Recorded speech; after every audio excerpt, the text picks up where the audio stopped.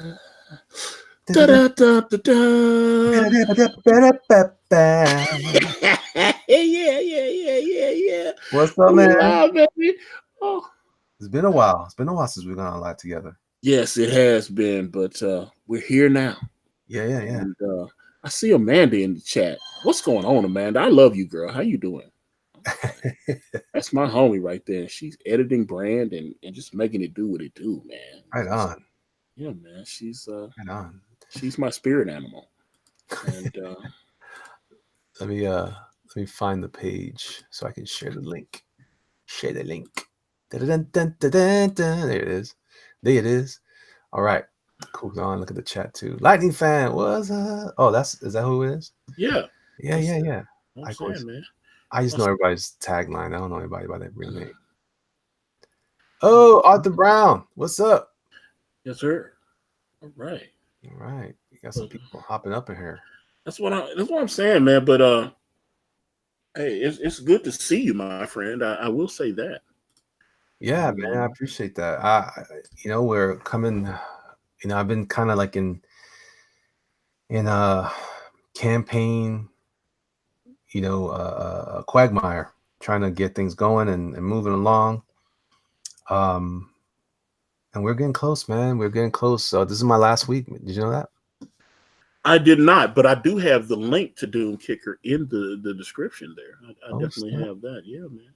Let me look it up real quick. I think, yeah, here we go. We are at 44,355. Got a little bump the last day or so. So that's exciting. That's exciting. Let's see, but yeah, man. See you getting that bag. That's why I'm like, want to grow that pot, get it as big as possible. Yeah, trying to. Looking forward to the end, man. I like this idea of being in this state of working like this, but it is tearing. It is wearing me down. It's a lot of. I'm just not as talkative as some people are. I'm just like, yeah, sure. Hey, how you doing? Hey, all right. Yeah, come escape. Yeah, Doom, boom, bop. Gotcha. Yeah, buy this book. Yeah, ooh, wow. Yeah, But man. But I've been super impressed at the crowd, man. They've been so supportive, and I don't know, man. I feel blessed, man. I'm feeling all right with all that. It's gonna be. I had to spend some money with you, man. And it's like, I had to do that. Like, yeah, man. I gave everybody a deal. Give everybody a deal. It is, man. Yeah, and I'm looking forward. Obviously support you, support Doug. Y'all my peoples.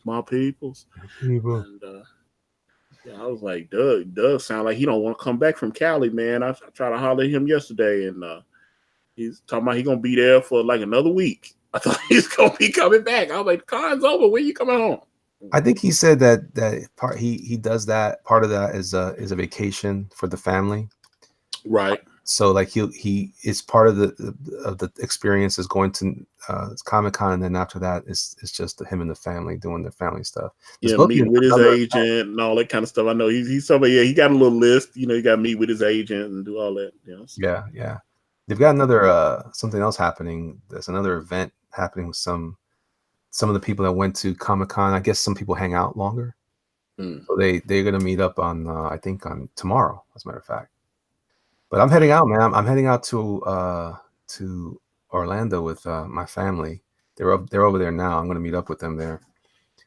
So I'm taking a little break at the middle of this week, and then I'll be coming back to wrap up the campaign on by Thursday. I'll be back in town. Okay. But I'll be broadcasting from over there. I'm going to bring my portable computer, and then I have my phone doing my thing. And you're going to New York Comic Con, aren't you? Yeah, man. I got a table there, so I'm excited for that too. I'll be able to talk about Doomkicker while I'm there.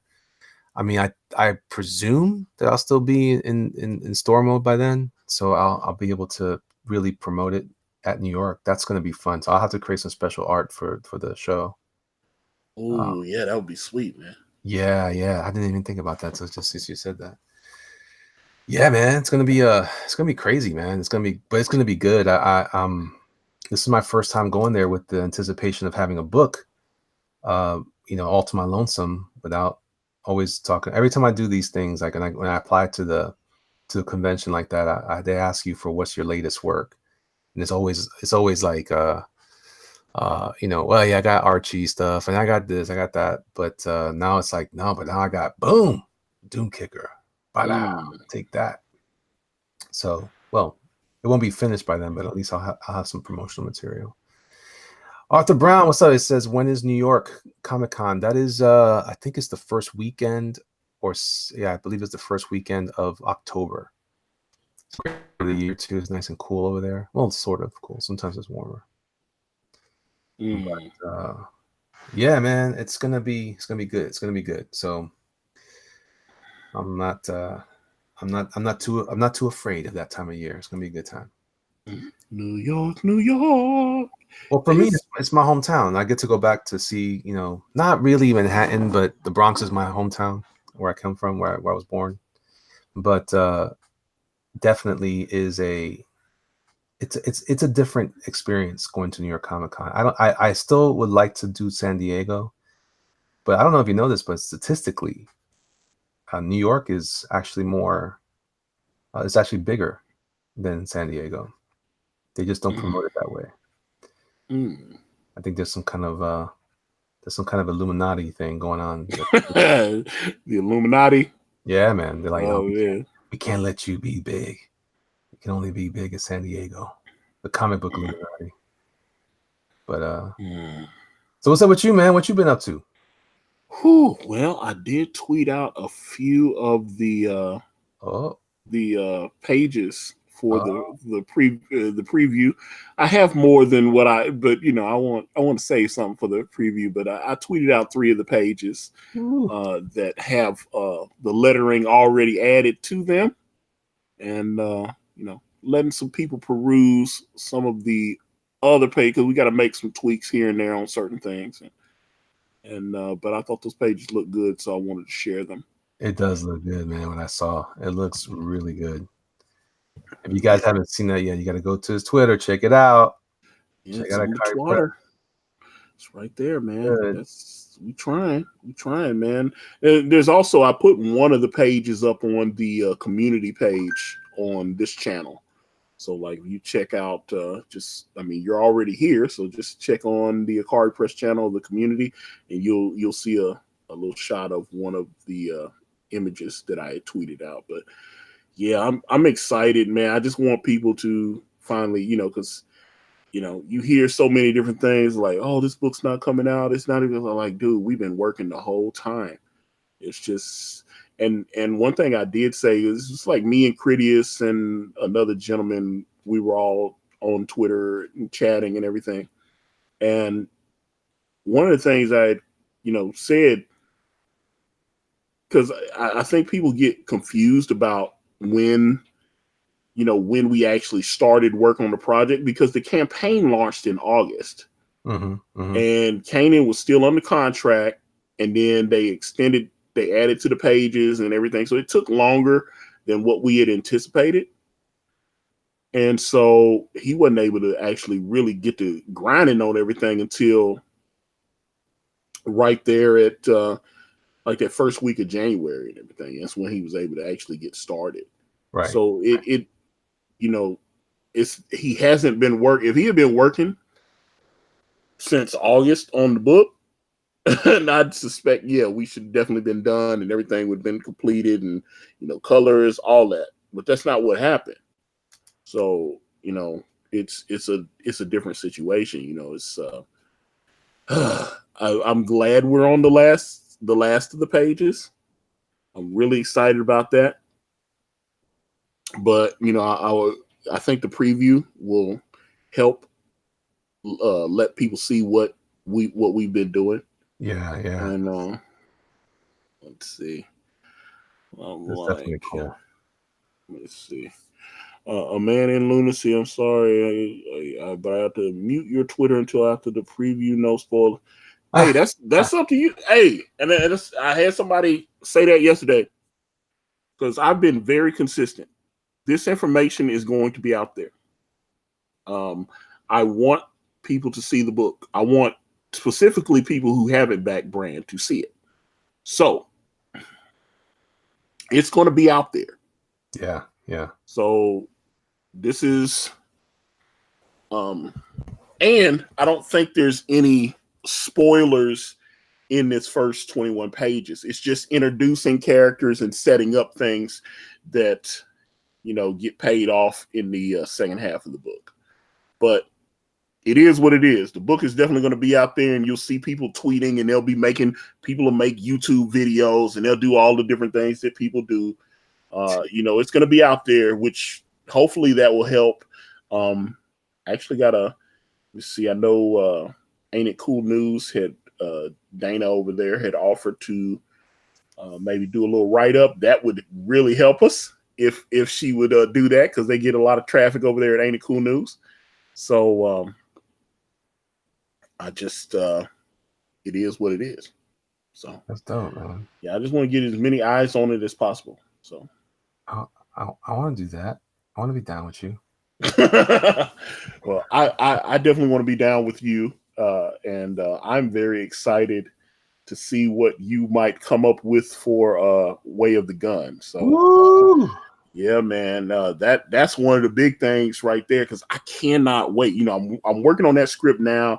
I had to give Kanan a little down payment on some pages so we could get to work, because like I said, he is nearing completion on this one, and I need some preview art for the campaign for Brand Way of the Gun.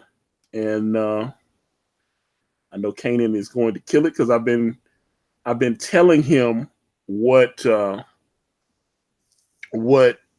how the story is going to progress, and he sounded really excited with some of the things we got going on. But it's so, I'm being so close to being done with Brand. It really makes me, I was like, oh, I just cannot wait. I'm so excited. I want people to see, Yeah, I want them to see. Of course, I think it's going to be dope when people finally come around and they see this next installment. I'm looking forward to finding out more information, so I know what to add to the mythos, to the visual stuff. Well, like I said, you guys, you and Doug, and y'all will get a little sneak preview that certain people won't get to see. I got to send it to your boy Zach, all that. I show him all my art, and he'll be like, eh. I was like, sometimes he like, I don't know. Sometimes Zach is, I want that approval, because it's like someone that inspired me. Yeah, and I'll be wanting that approval for him and stuff. And he doesn't, if he doesn't like it, he'll let you know. Because sometimes I thought he would, I showed him that one page Kanan did where he was. When they walk through the door and there's all the strippers and all that stuff, and he was like, there's too many people on the page. And I was like, yeah, they got strippers and stuff in there. Yeah, it's supposed to be like that. So, it's too much. Yeah. He was like, oh, the page is good, but he said he's got too many people in there. And I was like, yeah, it's supposed to kind of have like a nightclub element. He's got strippers in there. He's people in there. They got drugs. They got people in there just hanging and kicking it. It's just all that. That's why they call it. His place is called the Hall of Fame. So that's what it is, man. You want to be a Hall of Famer, man. You gotta walk through these doors, man. 10 toes down, baby. How we do. That's it, man. You VIP section, Uh-oh. But no, I think Fame, is gonna be one of those guys. Oh, is that your peoples? Yeah, no, I'm sorry, I don't know who it is. Oh, okay. I was like, okay. Man, what's going on with these people? Look, man, don't call me. If I don't know who you are, don't call me. And then they'll be mad. We called you. The bill is due. Like, I don't know that. I don't recognize your number. Man, I got 87 bills due, man. It's like, half of them, I'll be like, wait a minute, that's not right.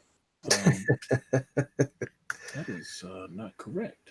No, I don't know who it was. I just assumed that somebody Everybody's calling just to sell stuff now. I don't know. Look, guys, I'm working. Yeah. No, So I'm doing this thing here, man. Oh, so yeah. So tell me more about what kind of any kind of verbal preview we can have for Way of the Gun. Well, it's going to let me see. Oh, okay, hold on. Tease us. Because I see, hold up, a man in Lunacy says, "Is there sex in the champagne room?" What? I mean, Fame is a pimp. He's got hookers, so there's definitely that's another thing. That's man, me and Kanan. Ah, Lord, I had to talk to him so many times. He's like, "Well, I don't want to draw this and that," and all. I was like, he drew. It was so funny. And I think I sent you the original version of the page where he had the girl in like a bikini or something, and it drove me out of my mind. I was like, dude, she's a hooker. Why is she not, putting like yeah, I was like, she's stripping, man. Don't do it like that. It was I just yeah. It was just it was very, and then he was like, he said, okay, well, then he went back in, and there were two strippers like in the stripper coming down the stripper pole in the background, and he took their tops off, and then there's a girl in the jacuzzi with one of the big money guys, and he's in there, he got his little drink in his hand, and he got like, I was like, you got a bikini top on the girl. She would not have, you know what I'm saying? She would be in there naked because there are hookers in there, man. That's what it is. So that's just what it is. So well, there's ways you can do that more tastefully. You don't have to. Doesn't have to be all out. yeah, I know. I don't know. She's sitting there, but he said when the penciled version has her with the bikini top, but he said in the inks that he would go in and fix that. Well, let me see. Arthur Brown. Let's see. Akari, real question. Due to finances, I've missed a lot of the important projects this year. Brand is one of the main ones I wanted. Will there be an alt cover release for the first with Way of the Gun? I am planning on overprinting the main cover that Kanan did. So there'll be first prints. And maybe an extra couple hundred. But they will be limited though. Yeah, but I mean, you'll be able to, you'll be able to get it with Way of the Gun, because Way of the Gun. But that's the thing, Way of the Gun's gonna have 6 covers. It's like Way of the Gun's gonna have 6 covers. It's like 2 covers from Kanan, and then this young man here has been gracious enough to offer to put one on there. And then I've got the Matthew Weldon cover, which I've shown. It's already colored and everything. The Matthew Weldon cover is fantastic, and it's hanging in my bedroom. And and then 2 more covers from various folks that I will keep private until it is time to reveal. I gotta have some surprises. So it's gonna be good, man. It's gonna be good. Yeah. And I was like, it's like, yeah, 6 covers. But I'm gonna put a mailing list. I want to do a mailing list, and maybe a little early bird special for some of these, like, first day backers. And that way they'll be able to get all 6 covers, for a discounted price. Oof. And then everybody falling up in here, man. What's going on? I was like, all right, man. I appreciate y'all rolling through. But yeah, that definitely, yeah. Way of the Gun is, I'm really excited about that. But the preview for Brand, as like I said, as I tweeted out early this morning, it's almost done. So when it gets done, I'm going to shoot that bad boy out over to a couple of media people that I had, spoken with. Some YouTubers. I know Just Some Guy. I know I'm giving him a copy. Tug, Bounding in the Comics, Ain't It Cool News. A couple places like that. and then I'll let them have it, and then after that, we'll get that all squared away. But I think I'm really excited. Again, I just want people to see it. I just want people to see it. When do you think you'll be kicking off that campaign for Where the Gun?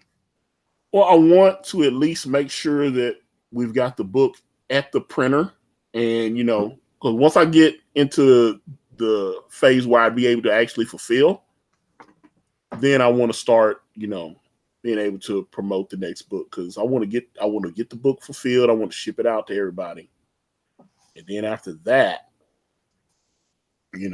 start soliciting for the next campaign. So, I think Way of the Gun is going to be dope. Kanan's excited to do it, and I'm excited, to have him with me. But this is what it is. So, I think, I think this, because as now that I don't have to introduce everybody anymore, we can actually start getting into some of the more mystical stuff and getting it. You know what I'm saying? And start actually, you don't have to explain. Okay, this guy. Okay, well, where's this guy coming in? And man, some of the stuff I got planned, I cannot wait. I cannot wait. And not only Way to Gun, but then the next chapter, which I think is going to be called The Union. So yeah, I think the next part. Hold on one second. I think my sister-in-law's here. Oh, okay. I'll be right back. All right. Well, hello guys. Let me see here. Because I want to talk to you guys while Mr. Fernandez is making it do what it do. Let me see, but so let me shout some of y'all out in the chat. All right. So Chauncey Blakey, hello, Cam 1138. I see you out there, player. Brian, how do you say that name? Brian Christgal? Is that correct, or is it? I'm probably butchering that. Obviously, Will Stevens. I see you out there, player, making it do what it do. And SV Hookers, yes, SV. Okay, you may have seen some of the preview pages because I've released a few of the pages for Brand, especially in the first 5 pages. You see that Dawn encounters this pimp named Fame, and which I can't wait for you guys to see everything, because I've got plans for Fame. I was like, so yeah, there will definitely, he's a pimp. So yeah, he's got hookers. He's a pimp. He's kind of a hustler. He's got a lot of things going on. So I think Fame will be a favorite. So let's see. Christ Gal, or is it Christ? Like, because I noticed you specifically went with the K. Is it Christ Gal? Maybe I'm saying that. Let's see. You get Christ Gal, Christ Gan, Christ. Oh man. Okay, so is it? Let me know if I'm saying that right. Christ Gal, is that right? Because like I said, you switched it. You put a little imping on the pimping with that K. And let's see, Jen Devereaux. Hello. Again, we letting the mighty monger. Let's see, do this, and we this is fun. We're just trying to have some fun, and get out here. We didn't come here to start no trouble. We just here to do the Super Bowl shuffle.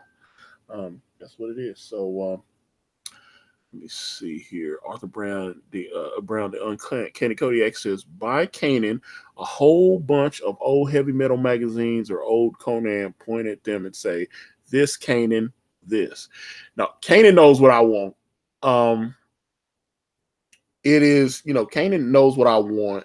But matter of fact, while Elliot is doing his thug thizzle, let me see, can I actually show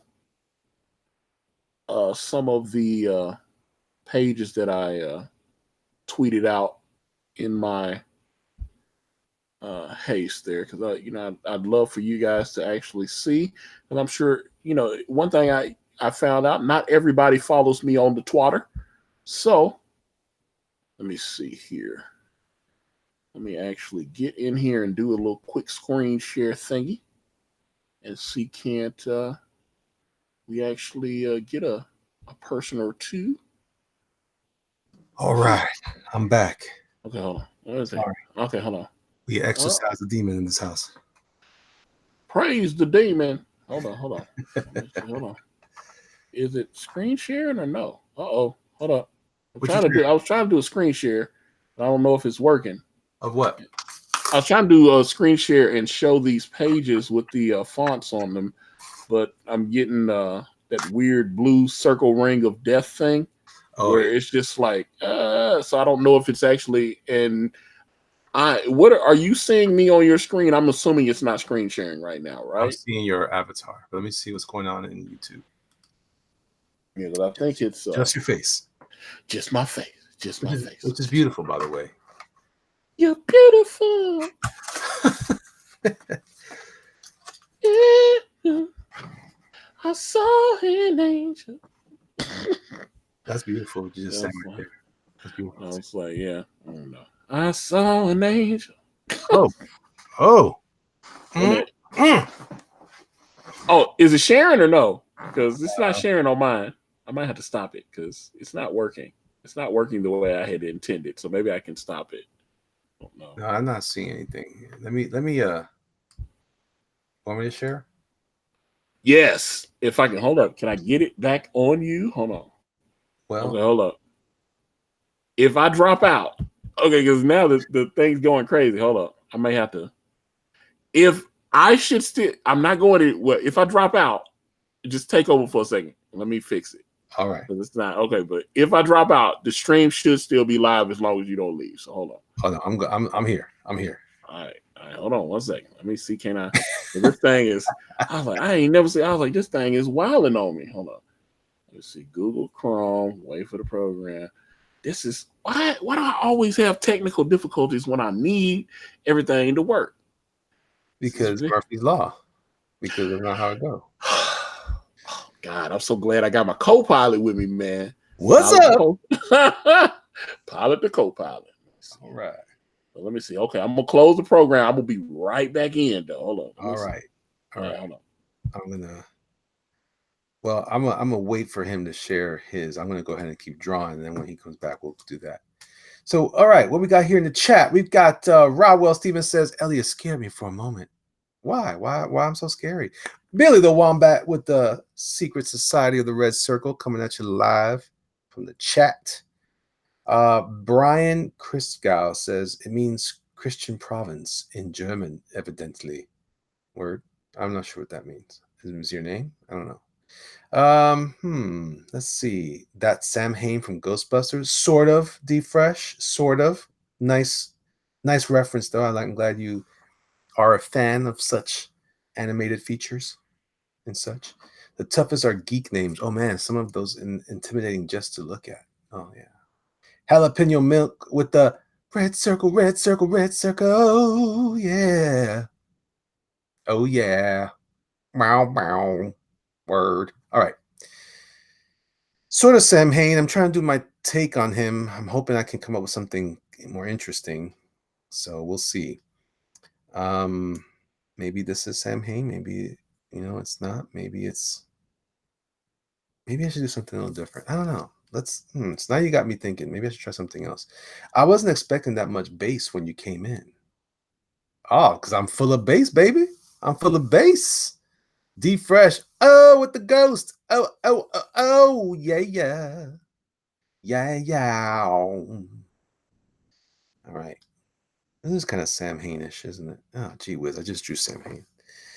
Maybe I give it a twist. Maybe I give him like a motorcycle jacket. Maybe a motorcycle jacket. Motorcycle jacket. Okay. All right. You back. I was like, I don't know what happened, but I was like, okay, good. He's still here. Oh, Lord Jesus. Oh. I didn't get rid of nobody. I didn't kick nobody. Oh, man. Oh, It's all Thank you for holding it down. About that bass. No treble. They're talking about I came in with bass this time. My voice was more powerful than usual. Bass, how low can you go? Can we get some love for Chain Coffin on Indiegogo? Antonio, you got to help this guy out. He failed 2 campaigns already. Yeah, man, this guy. Okay. Actually, he contacted me last night. He did? And yes, he contacted me. How did you know this guy? I guess someone told him to contact me. He did. So okay, so I Guatemala, right? Yes. Oh no, no, I'm saying we got the DMs. I spoke to him. I saw some problems in the campaign. Okay. Now, I told him because I see certain things that he's got down, and I think it's gonna slow him up in being able to get funded. This is the high number, and the way he wrote certain things out it's not clear. It looks professional, but there's some problems there, and I told him what the problems were. I actually told him I felt like he should shut the campaign down and relaunch with the corrected situation. Okay. And yeah, because I told him, I said, I don't know what I'm buying.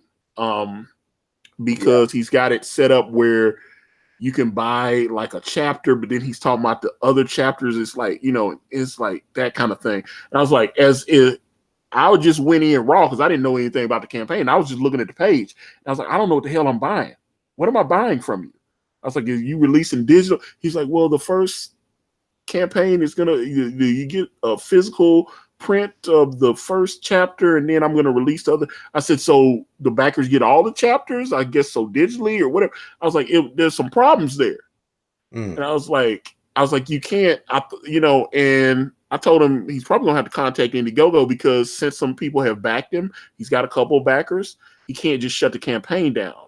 And you can't. I was looking because he was asking me, he's like, how do I shut it down? Because I was like, I said, you definitely need to tweak some things. And I said, you're asking for too much money, and you need to tweak some things. You need to correct that. And it was, yeah. Let's see. Brian, so you just saw some new Kanan art. Oh, let's see. I don't know. Did Kanan tweet something out, or I don't know. I never know if I've seen it already or not. So, that's the thing. So I never know. Let me look and see if he tweeted something out, or is it something that I tweeted out, or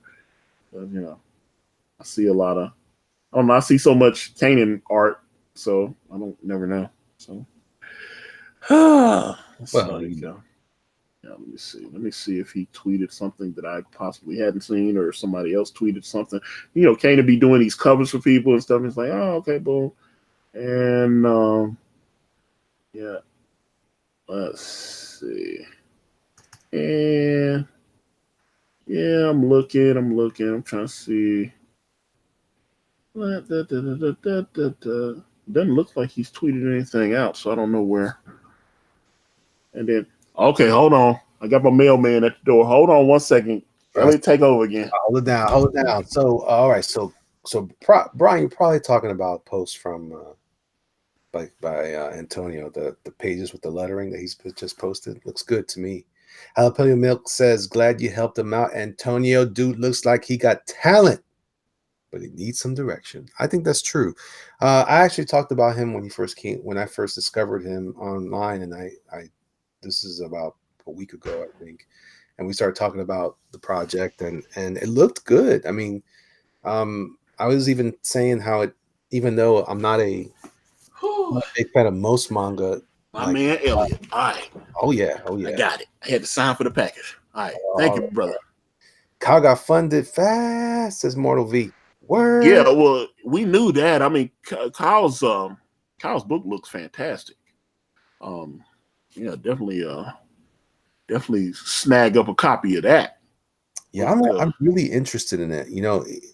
He has a very DC style. I think he's. Somebody else said like early '90s Image or whatever. Actually, I don't think it does. I think it looks like, it reminds me of It's almost like if Jimmy Chung and Ivan Reyes had a baby. That's Kyle Ritter. That's what it looks like to me. It looks good. I'm very excited for him. I think it's gonna be Dopalicious. I think it's gonna be Dopatronic. Dopatronic. And so it's like I said, I'm glad and obviously I think he's gonna get 20 times that or whatever. So he's just gonna make a lot of people have been waiting on that to go live to back it. So congratulations and much success to Mr. Ritter. Yeah, right on. So I definitely man. Happy for him. Definitely very happy for him. And man. But it definitely when I heard let's see. Okay, hold up. I was about to answer something and I see, okay, Chauncey Blakey asked, Antonio, can you break down the process how you got brand from an idea in your head to breaking it down on paper, on the computer? Okay. I actually went old school with it. So I've talked about this before, where I had watched a documentary on HBO. It was about the ice truck serial killer. Oh Lord, am I still okay? Can you hear me? Okay, I was just making sure. I was like, okay, cool. I was like, did I lose everybody? There was George Kuklinski, the Iceman serial killer, and then I was still living at home with my mom. I was like 25 years old, and soaking in the tub, and I was thinking about that documentary. It was so powerful, and I had this idea. I said, okay, well, what if I develop? Because I was at my comic shop every week at that point. And I said, what if I have a comic book about a serial killer? And the serial killer is the hero in this. Whoa. But twist, he's killing people for God. Hey-o. It's like, so he's hunting, he's killing people, but they're like, they're like murderers, they're demons and werewolves and all kind of things. You know what I'm saying? It gets real dark. So at that point in time, this is like I say, it's 1998. I still have the original notebook where I started writing my notes down for Brand. And a lot of people didn't have PCs and stuff at that time, at least not the way that we have them now.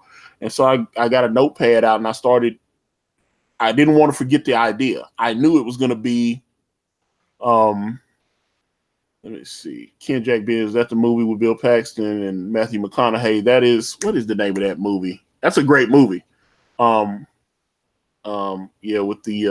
the guy with the gloves and the hammer and all. That's a great movie, man. I don't know what that is. The Bill Paxton movie. Oh man, Matthew McConaughey, and man, that's a great movie. I've seen that movie 20 times, and which I'm trying to think. I don't think I'm trying to remember when was that? When did that movie come out? Because I'm trying to think. Because I know for a fact when I came out with Brand, but I hadn't seen it yet. But I'm trying to think. Matthew McConaughey, Bill Paxton. Let's see, and no, I've never taken an oatmeal bath. I've used oatmeal shampoo. I did use oatmeal shampoo. Hey, all right.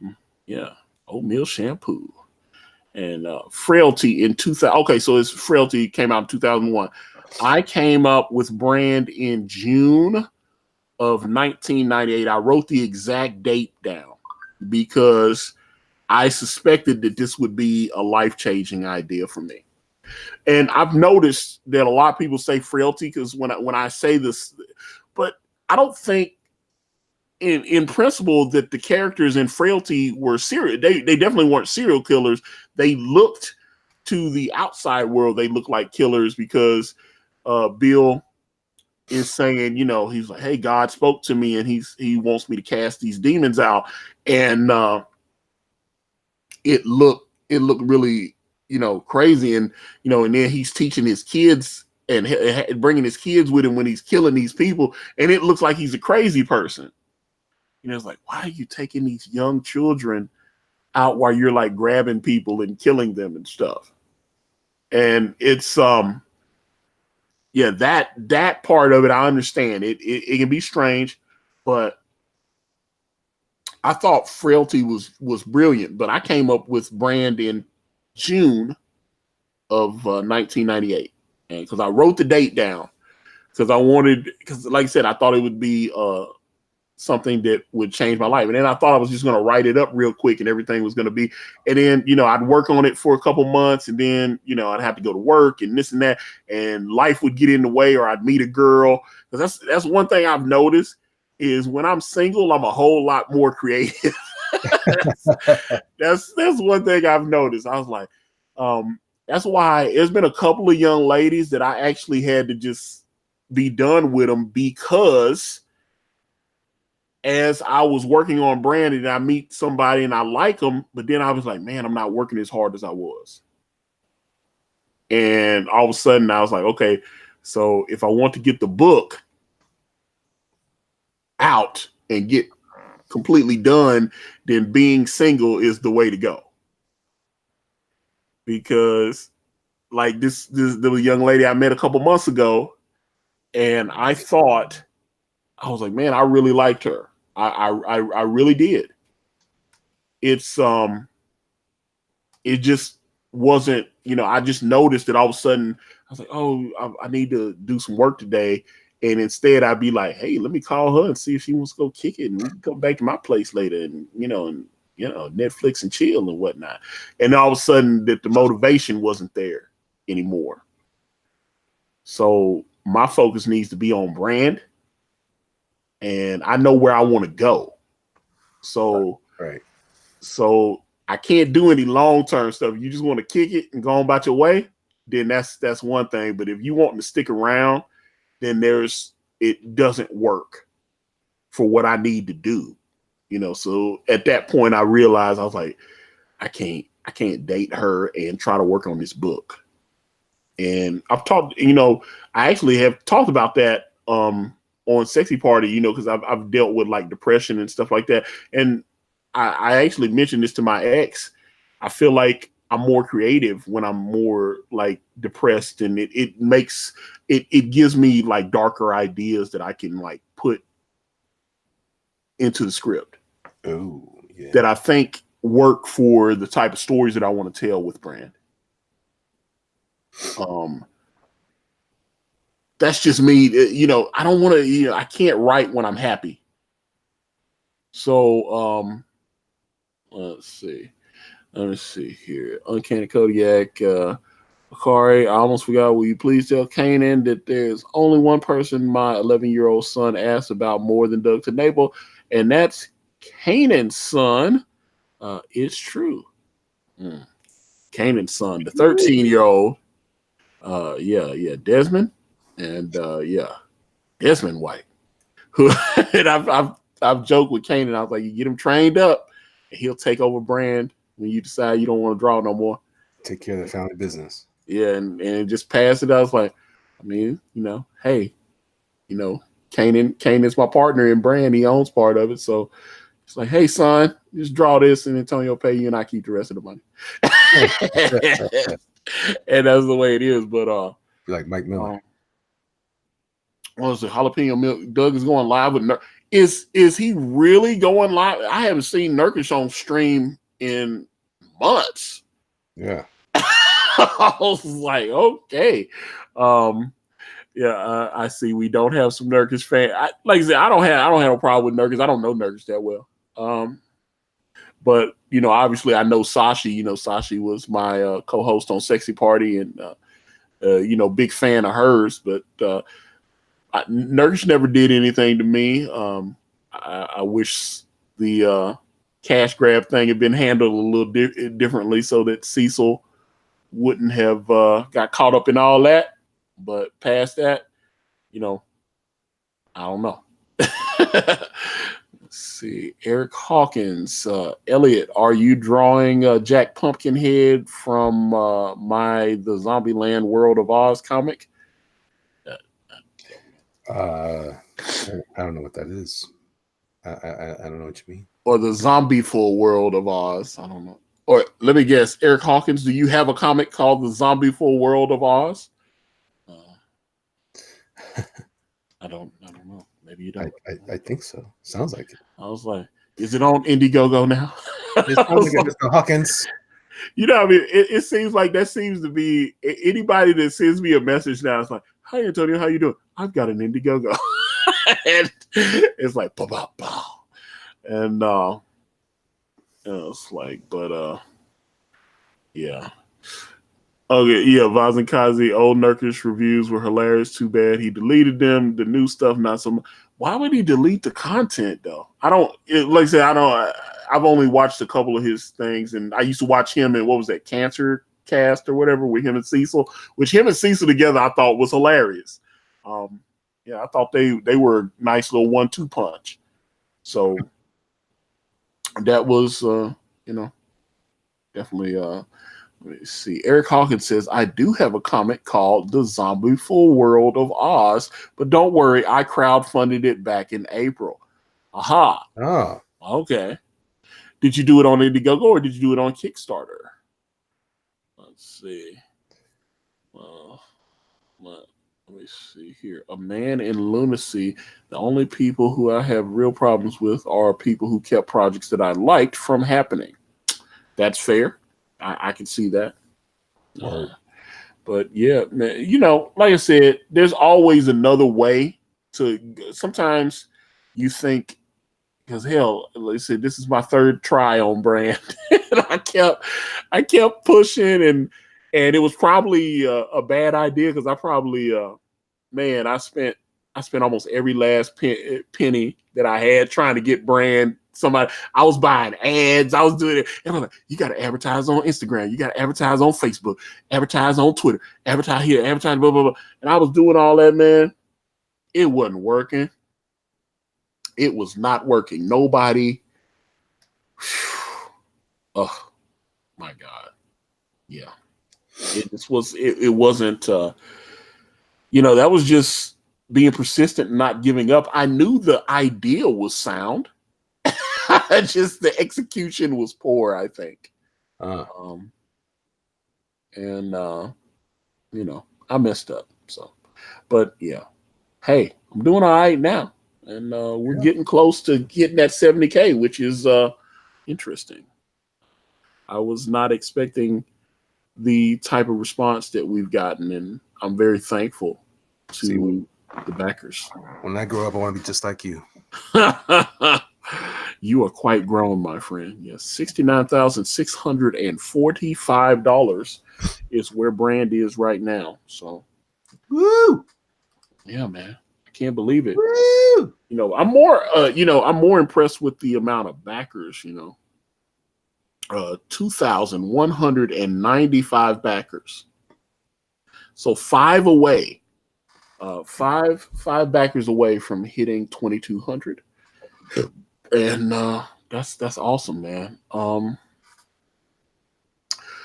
Peephole Circus says, I'm looking forward to the commentary track. I am looking forward to the commentary track too, because that's one of the few things that I've met. Kanan agreed to do it because I wanna like swear at Kanan as we go through all the pages. Yeah. And I wanna.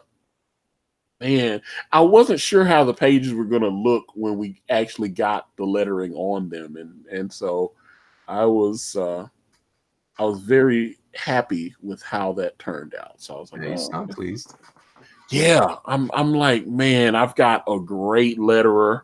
I thought I was going to have to use Eric Weathers because he had contacted me.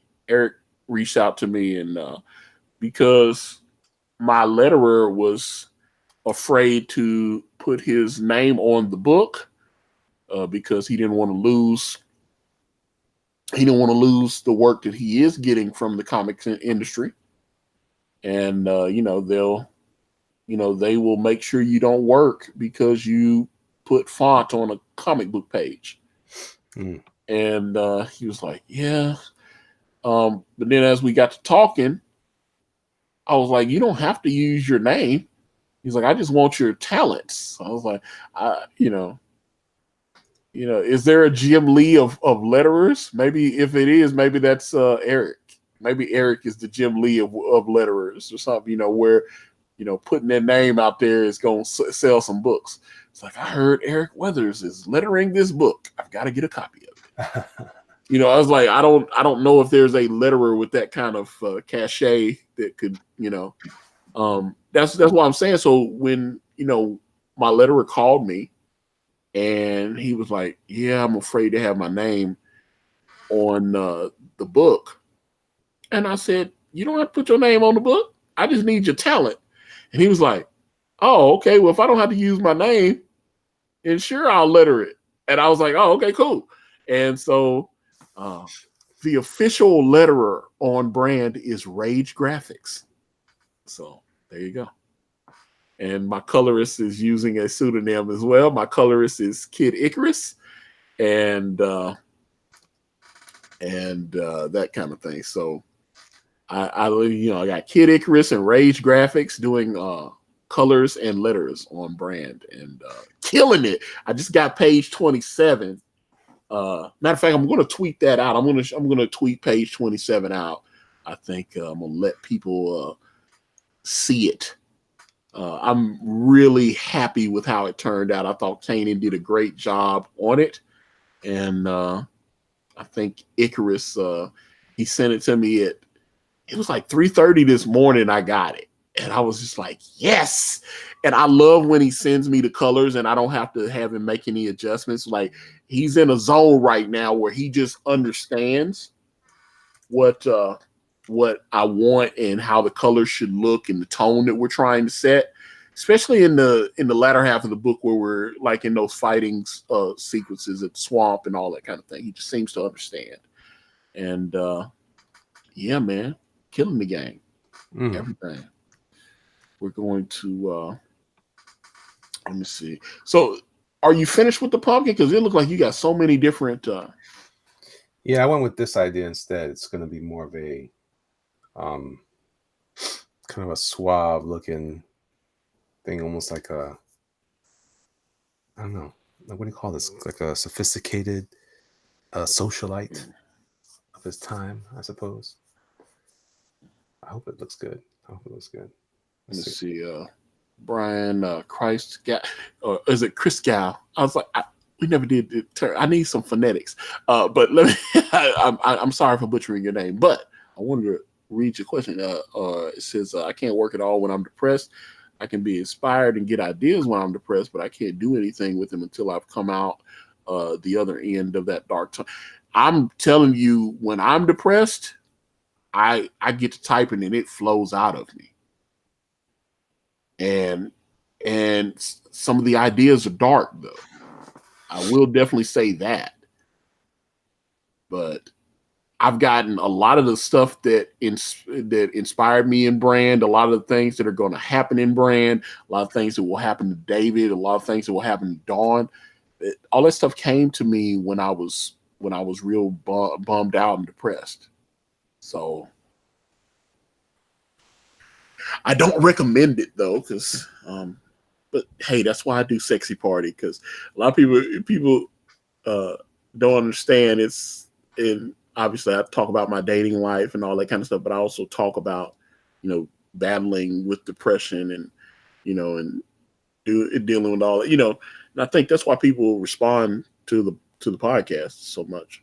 So I don't know. I think because, I get so many people message me about Sexy Party, and they was like, man, you really were deep. You shared a lot. And I was like, yeah. And it was just being honest, it's just like, I don't because some people like, I don't know if I would delete that. I wouldn't put that out there. I was like, no, it's like I don't ever censor myself, and yeah, I don't anything that I put out there. I think about it, and it's like okay, and then I put it out there into the cyber sphere and let anyone have it. Right. So that is what it is. So yeah, that's what it is. So not good. That's it. Let's see, Huge Ass. You're gonna get Mandy Summers for Sexy Boy. I don't think I'd like to have Mandy back on the channel though. I enjoy talking to her. I don't think now one thing I do want to I want to get some like cam girls and strippers and stuff and see if they'll come on Sexy Party. I think that's more what I want to obviously Mandy's a beautiful woman, but like I said, I don't want to, she married, got kids and stuff. I don't want to be doing that. I don't like, hey, so tell me about this or tell me about that. That's not what I want to, I don't think I don't know. I don't know if maybe she would feel comfortable with it, but for right now, there's a couple of young ladies that I found on Instagram that I would love to interview. And I think that would be more entertaining for what we're trying to do. But she was a ball of energy, and she had a lot to say, and I enjoyed talking to her. And check out Wart the Wizard on Indiegogo. She was fun, and I definitely think she'll be back on. So Mortal V shirtless John Malin for Unsexy Party. Have to sneak a diss in there somewhere. Okay. Well, I've actually I've done a couple of Sexy Party streams, and John shows up in the chat. And, and Edwin, when we did the last one, Edwin Boyette showed up in the chat. That shocked me. I was like, oh wow, because I know when I've talked to Edwin in the past, and he was like, yeah, I don't listen to stuff like that, and and I was like, I get it, I understand. Everybody, it's too much. Let's see, that's too much. Let's see. Peephole Circus says get Narwhal on for six. Okay, why is Narwhal doing something that I don't know about? Because I never. Okay, I did not. I just see Narwhal posting like his colorful art and everything. I didn't know. It's just crazy. So I don't know. I'm always shocked because some people won't admit that they listen to Sexy Party and then they send me DMs. And I was like, it's like, it's that kind of thing. It's weird. It's like, it's like when you used to go to the store and get, they'd have, you go to like the little convenience store and they would have the little news paper, the magazine rack. Yeah. And you'd see like Hustler and stuff like that, but they would, they had to cover everything. They'd have it in the little protective cover so no one could see it.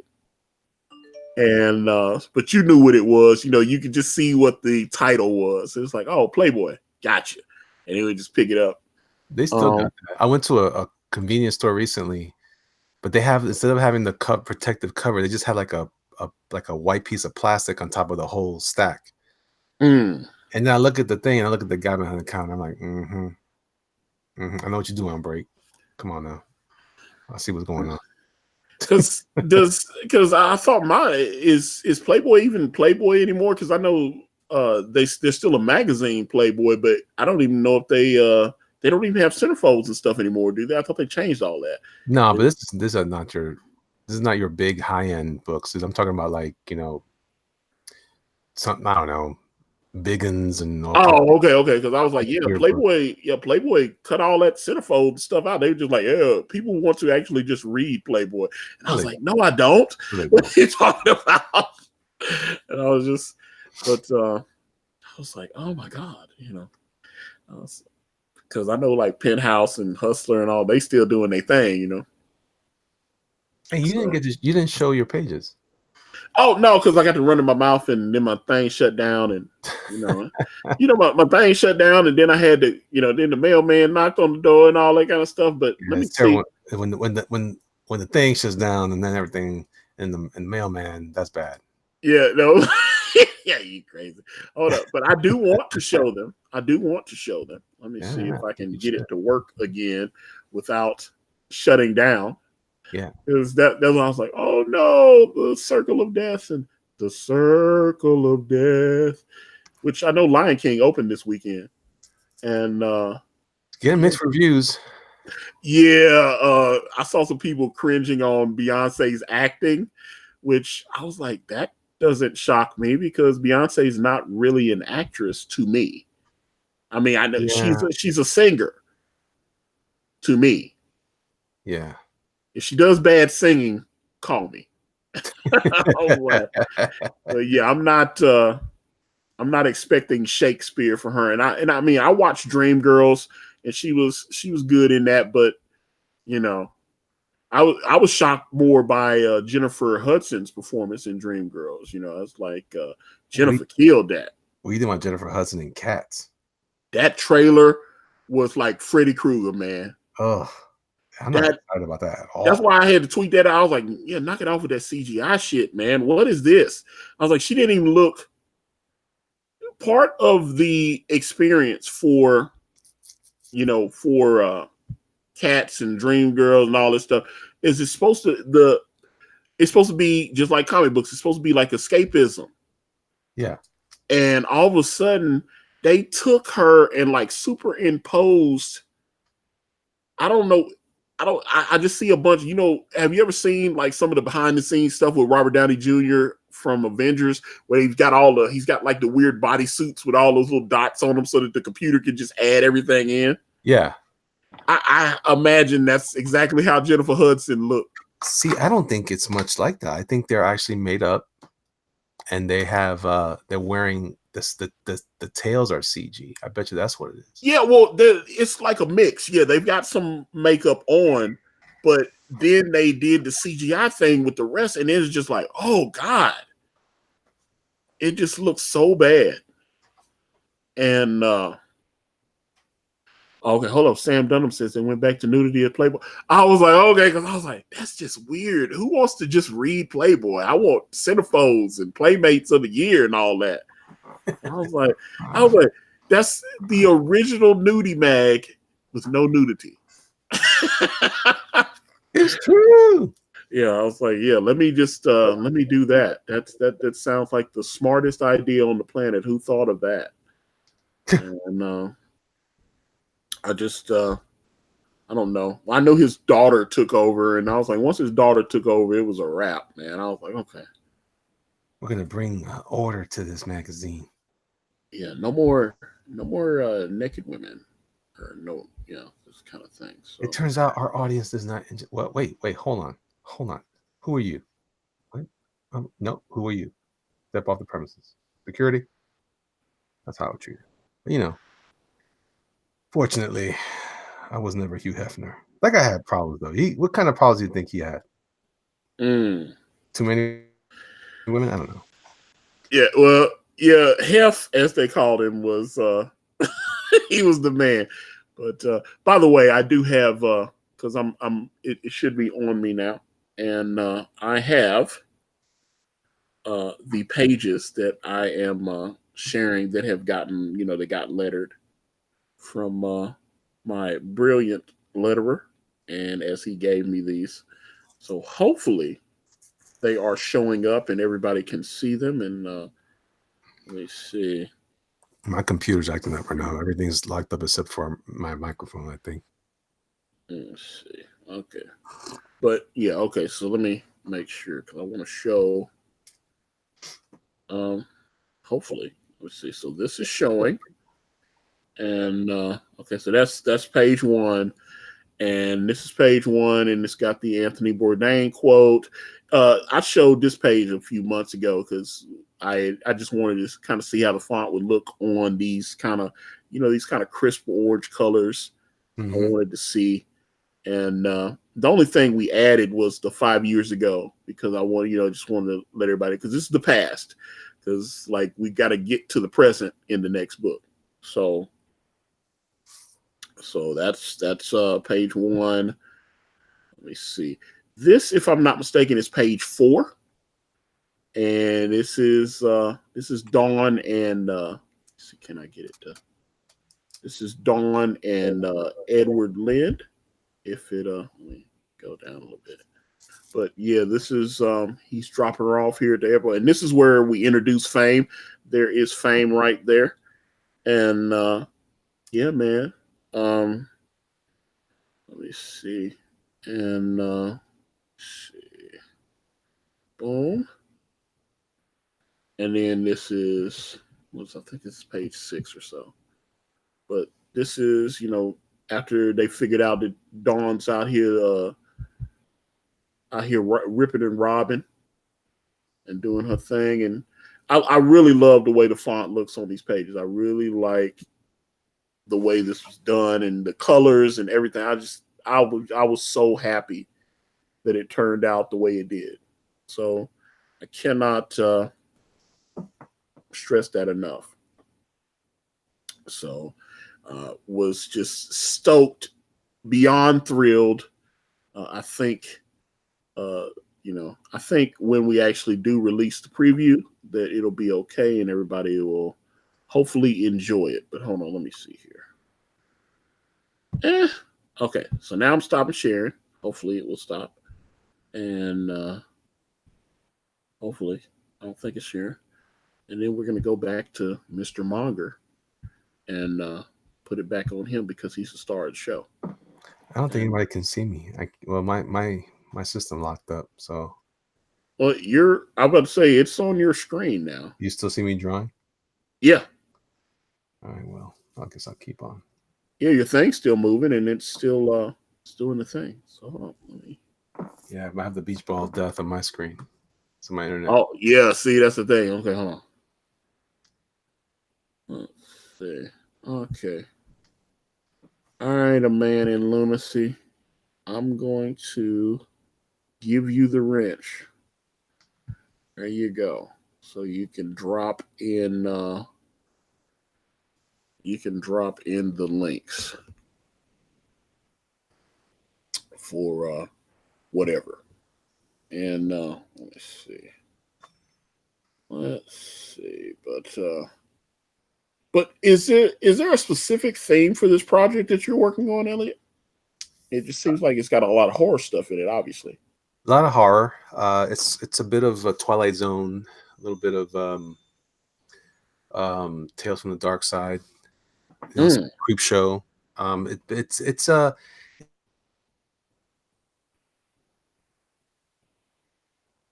Uh-oh. Did I lose Mr. Fernandez? Oh no. Boomer Stream 101. I done lost my mans. All right. Okay. Well, hopefully Elliot will be able to pop back in and we'll get everything squared away. So if Elliot comes back, let's actually look while we're doing that. Let's see, can I do screen share? And let's actually show some comics. Actually do that. We're going to show, okay, so Star Blades. Yeah, the internet is evil, but I'm going to actually show. See, can I get it to work? Let me see. I can do a screen share again. And see, because I'm assuming my dear friend Mr. Fernandez is having some technical difficulties, as they say. And boom. All right. So there's Elliot's campaign. This is Doomkicker. Okay.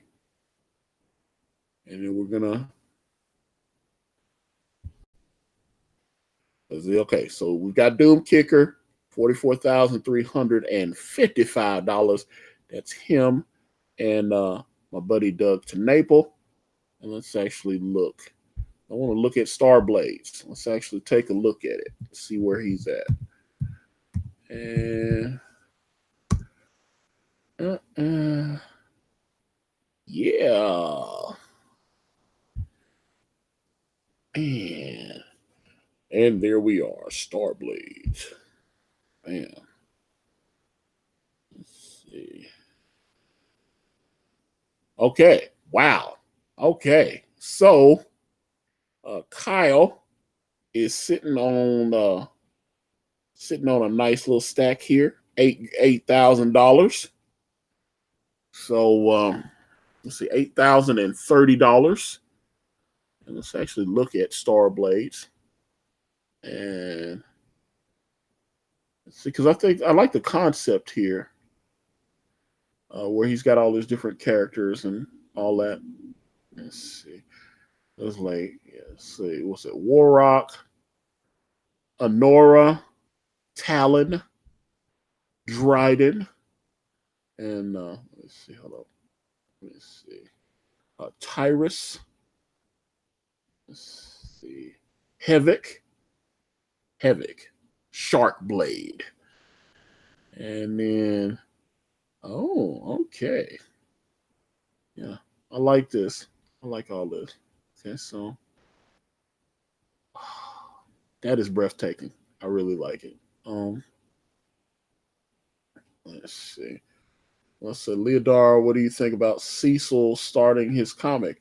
Well, when Cecil has his comic, I'm definitely going to back it. I love Cecil's. Cecil's very funny, so I'm looking forward to getting.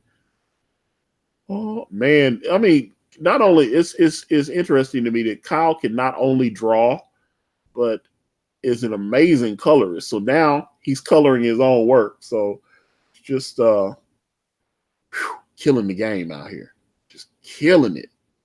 Let's see, that is oh man, just fantastic. I'm assuming Eric Weathers is the color. I mean, is the letterer on this, because Eric is pretty much the letterer of all Comicsgate, I think. So I'm assuming Eric is out here doing this. But if I'm wrong on that, please correct me. And let's see. Okay, so I guess that's the end of it. But let me actually look. Let's see. Okay. See, Starblades main cover signed, 50.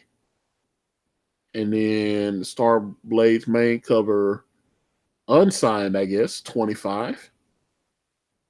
And then he's got the Women of Starblades cover. Is this the cover that I know John Malin did something for him? So I don't know. Let me see. Women of Starblades. Billy the Wombat, I think Kyle is lettering himself. Oh, okay, maybe. Okay. That's what I'm saying. If I'm wrong, correct me. I thought Eric was maybe working on Eric letters pretty much every damn book in Comicsgate. I was like,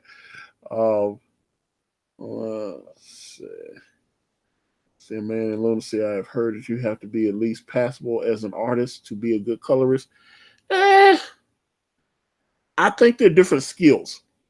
Because I've got some friends that can draw, and then they've colored their own stuff, and it's like mediocre.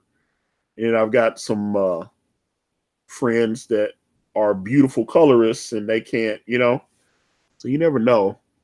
Obviously, Icarus, that is coloring Brand, is definitely he is a brilliant colorist. I mean, he works for everybody. And yeah, man, I want one of everything. I want 5 of everything. Okay. I see you out here, player. All right. So this is it. But I actually wanted to, there was some other books that I was checking out earlier, and I wanted to, let me see what's trending. Let me just type in comics. Because who knows, maybe you will see something here that you might want to back. And let me see. Oh, I saw this earlier. Let me just check this out. This was interesting to me. Let me see. Nikolai Volkov, a Russian wrestling legend. Now, is this the same person that did the Roddy Piper book from what was it, a couple months ago? I remember. Let me see, because I don't know if this is the Roddy Piper person. But let me see. But I'm assuming this because I know the Rowdy Roddy Piper comic had the family had given their consent or whatever. But looks like $468. I always feel bad when I look and people are trying to get funded and it's not working out the way that they had hoped. So let me see, but there is the case of the Littlest Umbrella. Obviously, that's Tug. And here's one called Tyrant Comics, The Savage Swordsman. I don't know if it looks like he got funded. Okay. This one looks interesting. Kind of more of a cartoony type style. And like that, because let's see, I like this pose here, but as you can see, it's not very detailed. So it's like that's why I say it's kind of more of a cartoony type style where he's got the anatomy right, but it's just like, get in there on that chest and give me a little bit more definition there. And I'm back. There he is. Back in the New York group. Sorry about that. My computer. Oh no. Hey man, it seems like this stream is like that. But I'm just showing some of these comics. Obviously, we showed Doomkicker, we showed Starblaze. Oh yeah. I wanted to show a couple of these independent projects and let them breathe a little bit. You see that Feast of Famine? Feast of Famine? Where? Yeah, right there underneath. Scroll down a little bit. Right there. Okay. So let's pull this up. Okay. Yeah, that one looks pretty cool. And Soul Finder looks good too, man. Yeah. Doug Ernst and Tim Lim. Yeah, let me see here. So, okay. This is an alternative book, is it not? It is. Yeah, okay. Yeah, Peter Samedi, all that. So, okay. Dave Schwartz. Let's actually how's he doing funding wise? Okay, so he's trying to raise 5,000. He's at 3,503. And let's look at it. I like the art. I like the art a lot. Yeah, this is what comics is supposed to be to me. Yeah, it's right up my alley. I look at those nice colors, man. All those pinks and beautiful. Yeah, I think it's very nicely colored. All right. T-shirt. Look like some kind of laminate or whatever badge. Yeah, cool. Look at that, man. That kind of what's that? That definitely is going back. Yeah, see, I like that. I like the way that is. That's like the EC comics. Yeah, exactly. Yeah. And let's see. Let's see. So yeah. Oh, okay. So he's doing commissions for folks and stuff. Tiers aren't that bad. Let me see what his feature perk is. Swag combo for $25. Boom. So I'm assuming you get all the neat. Let me see. Okay, so you get a digital copy, a physical copy, T-shirt, Tachyon Labs button, and Tachyon Labs access badge. So you get all that for $25 plus the shipping. Oh, he's got magnets. Yeah, he's got some cool stuff, man. I like this. Better than me. And obviously, we want to support Alterna. I really admire Peter Samedi. So, yeah. And let me see. Let's actually look at Doug Ernst, Tim Lim here. So now this Dave Dornan cover. I love it. Good. I was gonna say I like it too. I was like, oh no. No, I've got some was it Star Wars Dark Empire? And I got the trade paperback of that, and Dave did the cover for the trade paper. Yeah, and I was like, oh, look at that. Yeah, Tim's very talented. Let's see. Yeah, colors nice. I don't know who the colorist is on this. I don't know if it says. But yeah, man. I know Doug can write, obviously. Let's see. I've never read anything of his, but it looks good. Well, I mean, a lot of his articles and blogs, posts, and stuff like that are online. You know, he writes for the Washington Times. Yeah. And so he's been a reporter for them for a good while. Really like that.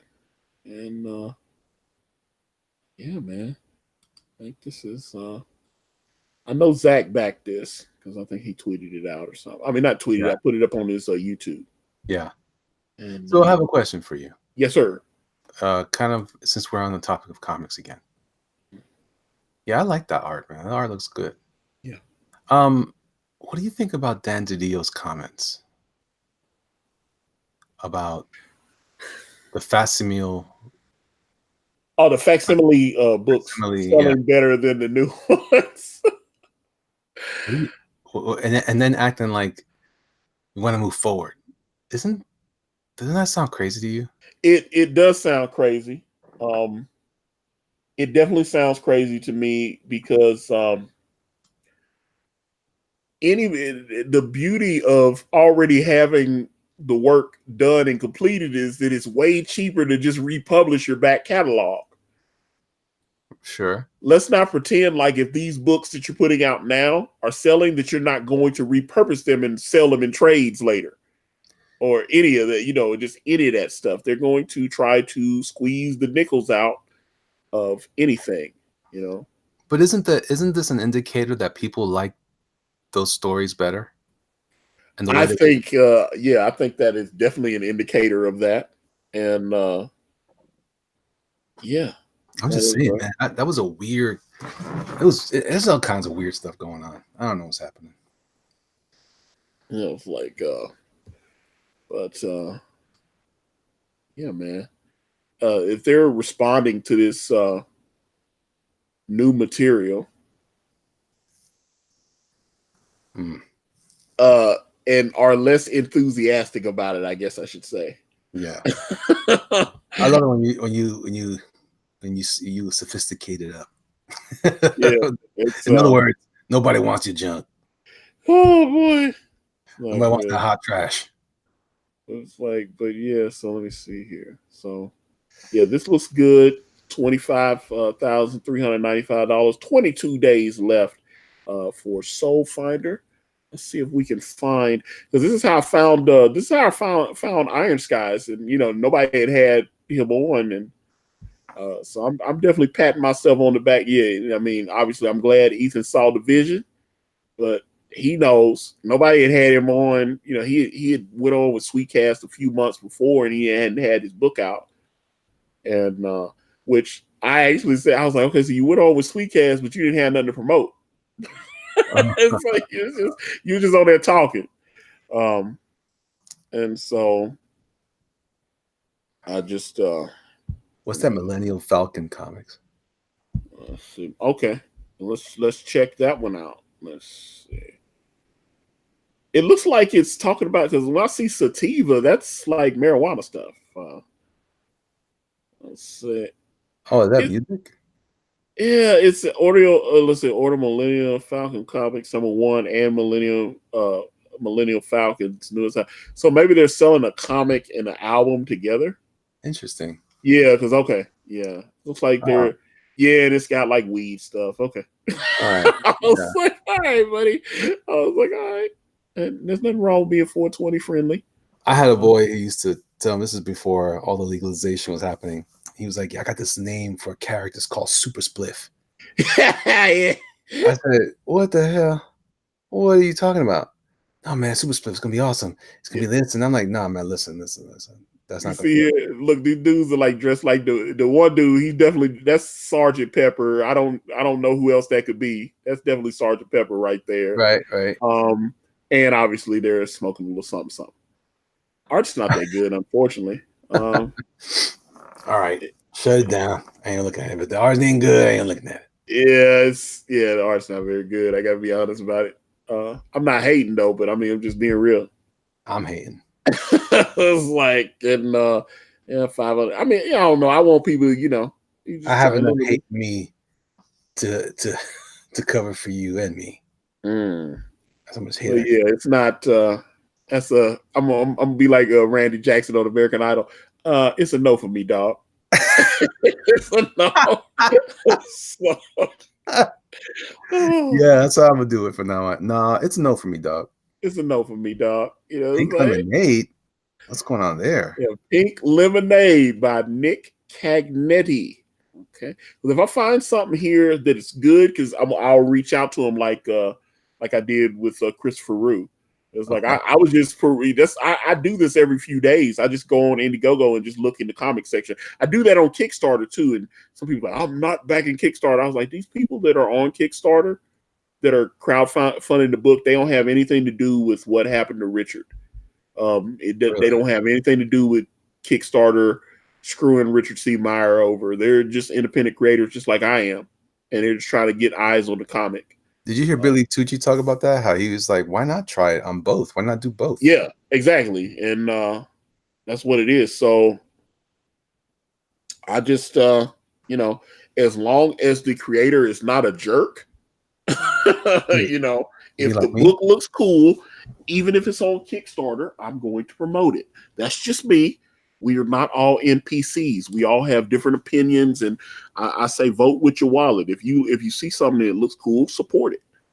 I don't have a problem with that. But just because someone that's one of the things we've been talking about in Comicsgate. It's like someone expresses a different opinion than yours, then all of a sudden they get dogpiled on for not. We should be able to express ourselves and have different opinions. Absolutely. Absolutely. And by the way, I like this art. Yeah.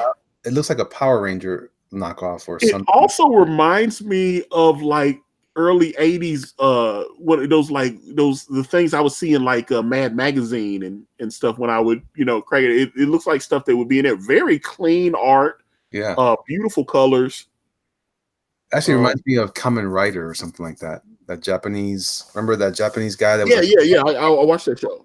Yeah. And actually I think that's still pretty big over there, even in like reruns or whatever. So. Yeah. Dude, I really like this book. Yeah, this looks really cool. Might have to drop the link to this one in the chat, but Pink Lemonade. Yeah, Pink Lemonade on Indiegogo. Might have to invite Mr. Pink Lemonade on. Lemonade. See what is his name? As I'll see, can I? It may not be a he. Nick. Why are you assuming gender? Yeah, that's a good point. And I'm bad. Okay, you're right about that. And I don't want to, I don't want to misgender anybody or any of that. I was just kidding. So yeah, he's got his name as It's Alive. Maybe that's a publishing company, but maybe I can send him a message or something. Let me see. He's got his Twitter thing. Can you try to bring him on the show? Yeah, I was just gonna try to. Well, hell, I'll tweet it out. Let me see. Maybe someone will back it. Let me just tweet this out. He says, I really wish that Blake Northcott would launch on Indiegogo first. That Everglades Sweethearts looks fun. Well, I'm sure she's going to bring it out on Indiegogo right away.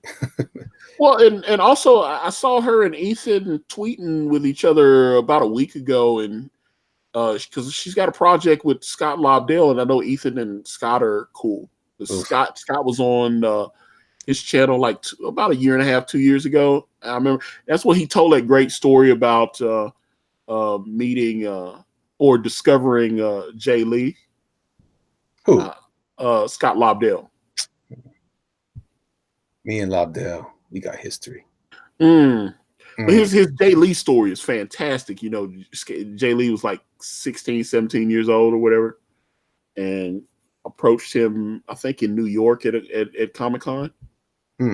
And had brought his portfolio, but he had like done it in like notebooks or something. It wasn't a professional portfolio. It was just, he just like took like a couple of pieces of paper or whatever and drew some stuff. And a lot of people, he said people were like kind of blowing him off and weren't trying to look at his work. And Scott was like, all right, I'll take a moment. Let me just look. And he said he opened it up, and even though it wasn't presented the right way, he saw the art. He saw it, and he said, this kid has some potential, but we just need to teach him how to draw in like comic book style or whatever, how to lay out a page and do, he's got potential. And so he gave him some like little like 5-page scripts and stuff. He like gave him stuff to like teach him how to lay stuff out. He worked with him for a couple months. And then at that point, when he thought he was ready, he started submitting his stuff to some of the contacts at Marvel. And that was a great time for mainstream comics, man. Yeah, and he started showing Jay's stuff. And at that point, he got to a point where someone thought he might at least be ready to get a fill-in on like Marvel Comics Presents or something like that, because he took over. They just moved Rob Liefeld. Rob Liefeld started on Marvel Comics Presents, and he had the little Beast story that Scott Lobdell was actually writing, and they moved. Obviously, Rob Liefeld, they moved him over to New Mutants. I think it was 84 or whatever. It's a big. You'll see it. It's I actually have the book. It's the Vulture on the cover, battling, what was his name, Rusty or whatever, redheaded guy, had like fire powers. They got rid of him. He wasn't a very interesting character, but the cover is inked by Todd McFarlane. And even though the book itself wasn't that good, it was one of the last ones. Louise Simonson. I mean, it wasn't a bad issue, but it was just, Louise Simonson was about to get off the title. Now this one, this book here, oh damn, it's closed. I ain't reading to show it now. I thought it was like, damn. It was Bonneville, but it's closed. It looked like it got funded though, so that's good. Let's see, Grimorio is funding comics and illustration anthology. It's not a comic. I don't know why sometimes people list like art books and comics and stuff like that.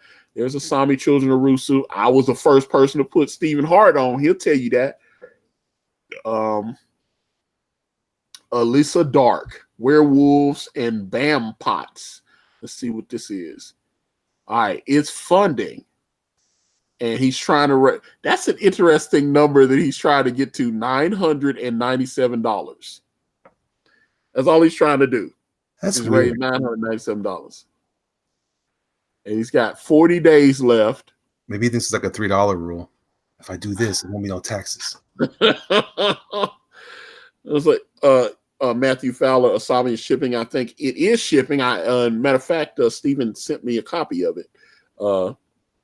Just for he appreciated me showing him love back in the day. And I was telling Ethan to give him a chance to let him come on, and obviously Ethan had him on several times.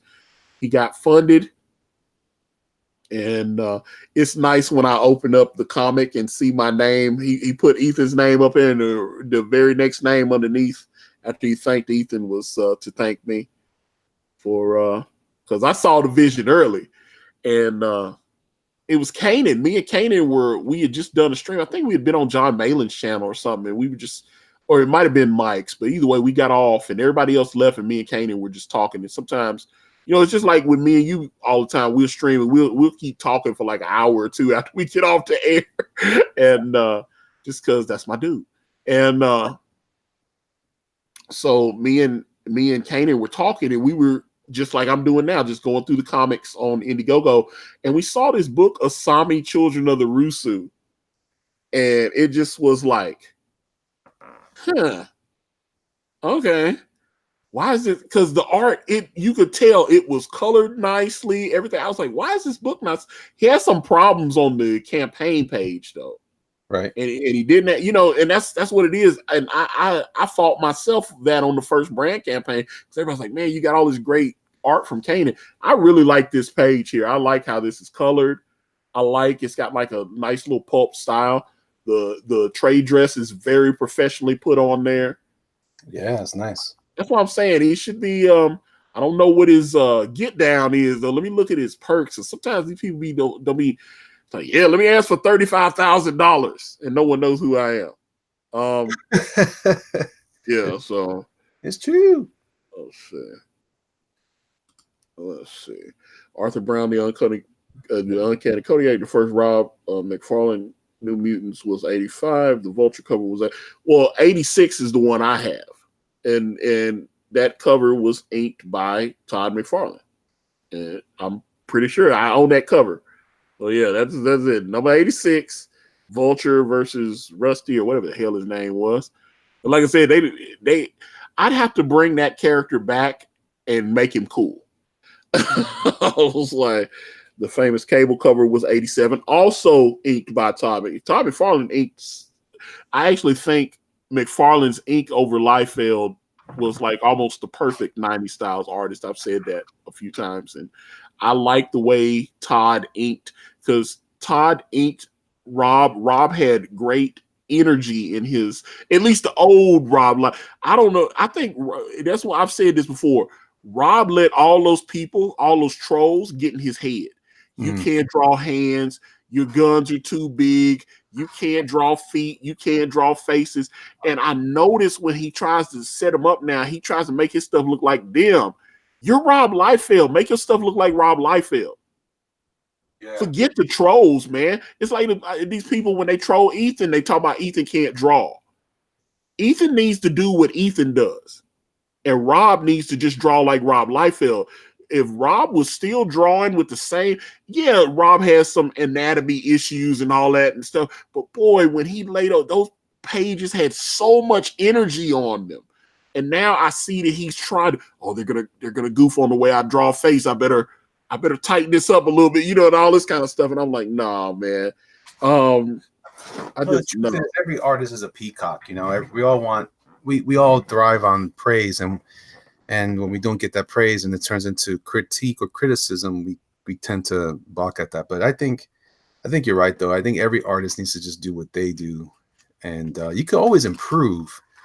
There's nothing wrong with improvement. It's just when you're just responding to that, it's like, if it worked for you for all those years before, why doesn't it still work for you? No, but I honestly think it hurt his fit, especially like now that goofy barrel-chested Captain America is atrocious. I'm not gonna, and that's actually one thing I talked to when Richard was on. That was one of the things I was like, it's still, they're still goofing on that thing 25, 30 years later. It's become a meme, that barrel-chested Captain America, and it was awful. I'm not excusing it, but I feel like I think he let that hurt his feelings. Well, let's give cut that guy a break, though. That guy had been hammered for that for the last 20, 25 years. He's gotten plenty of beat up over that. It's ugly. Especially when you're trying to move on. All right, man, I'll move on. But that's what I'm saying. Yeah, and then big chest. I've seen people take his art. They've taken that and they've like recut it or put somebody else's head. Yeah, they've done all kind of memes with it and stuff. And I'm like, and then I've seen some people on Twitter and they're like proudly blocked by Rob Liefeld because they were trolling him so hard and he just blocked them. And then they go, "You're a snowflake," and I was like, I'm a fan of Rob Liefeld. I want to interact with him and hopefully have him answer. Like he tweeted something back at me a couple weeks ago, and it made me feel like I was 15 again. I was like, this guy was a hero of mine when I was like 14, 15 years old. The fact that he actually retweeted something I did and liked it.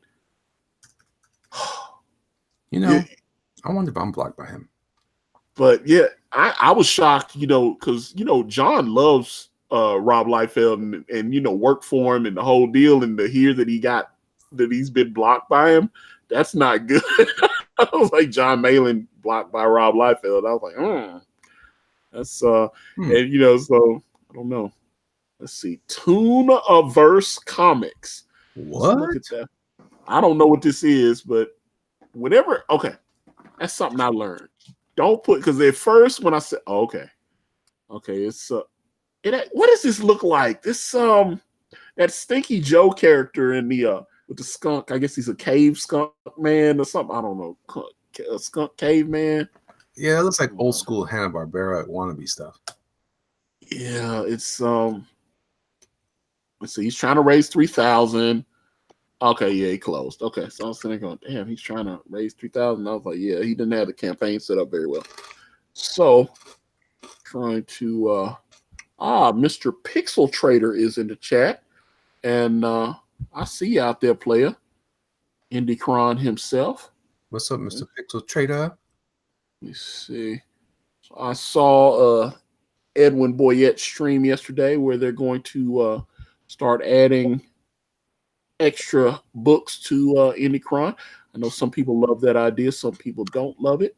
But I think, hey, that's what I was saying about showing those Kickstarter books. If they're cool, man. If the books are cool, man, I'm going to get behind them. I don't care, man. I don't want to. I'm for it. I think I'm seeing it right here, right now. Exclusive. Not that that matters, but anyway, nobody cares what I think. I care what you think. Well, because you're my boy, but I'm just saying. Yes, sir. I think that's the next dimension for us, man. I'm telling you. I've been saying this as I've been doing YouTube videos, and you know this is true. The next dimension for us is to take ourselves more seriously and to move into that space and take that space from Marvel and DC. Absolutely. I think we have an opportunity here to not just to not be an insular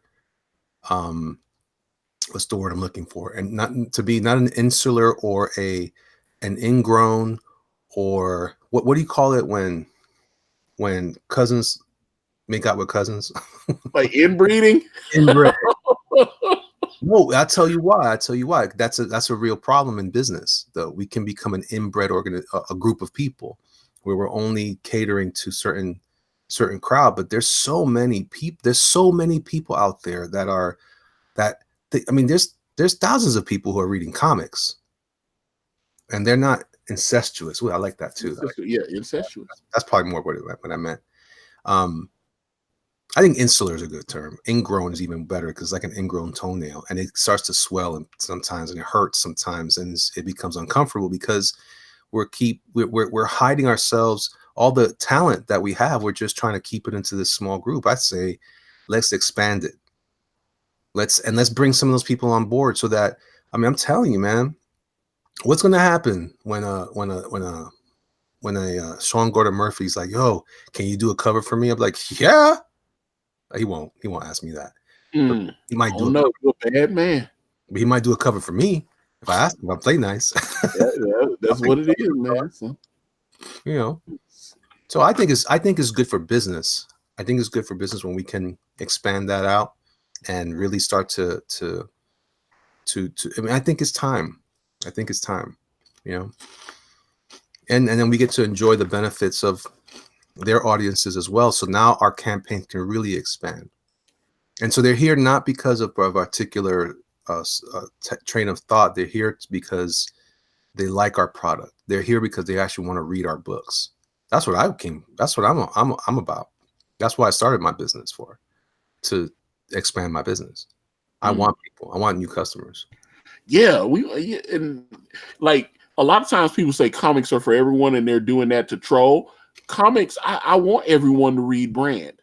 And I'm not gonna have you raise your right hand and do a purity test before you.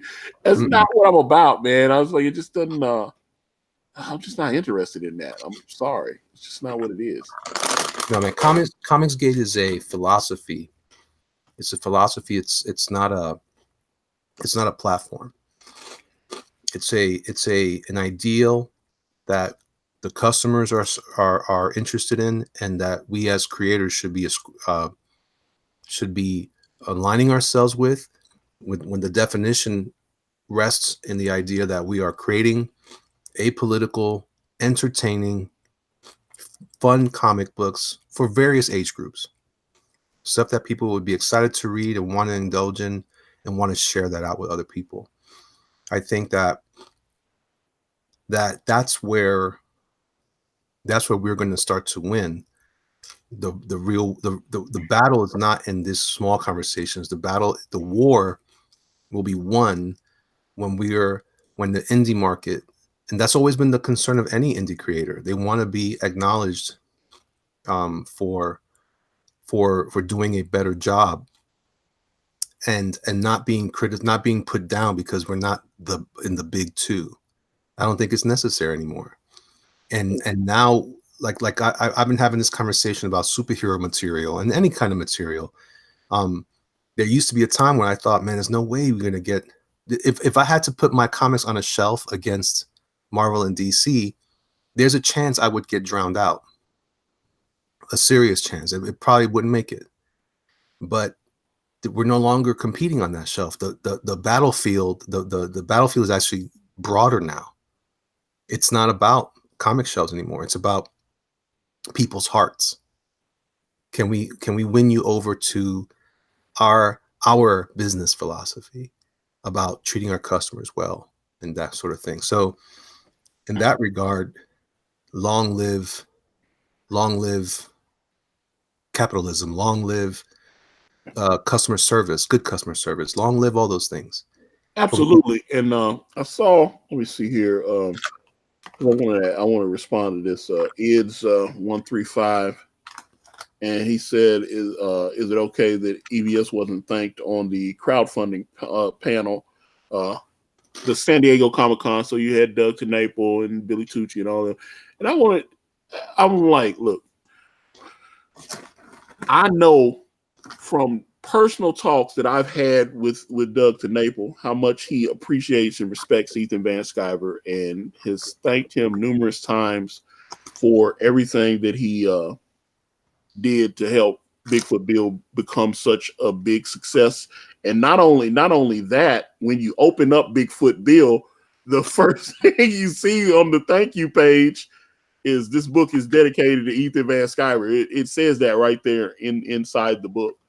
You know, I think Doug respects Ethan, and I think Doug appreciates Ethan, and I like to think that Ethan respects and appreciates Doug as well. I'd like, you know, hey, you know, that's the beauty when you have somebody's phone number or whatever, you can contact them.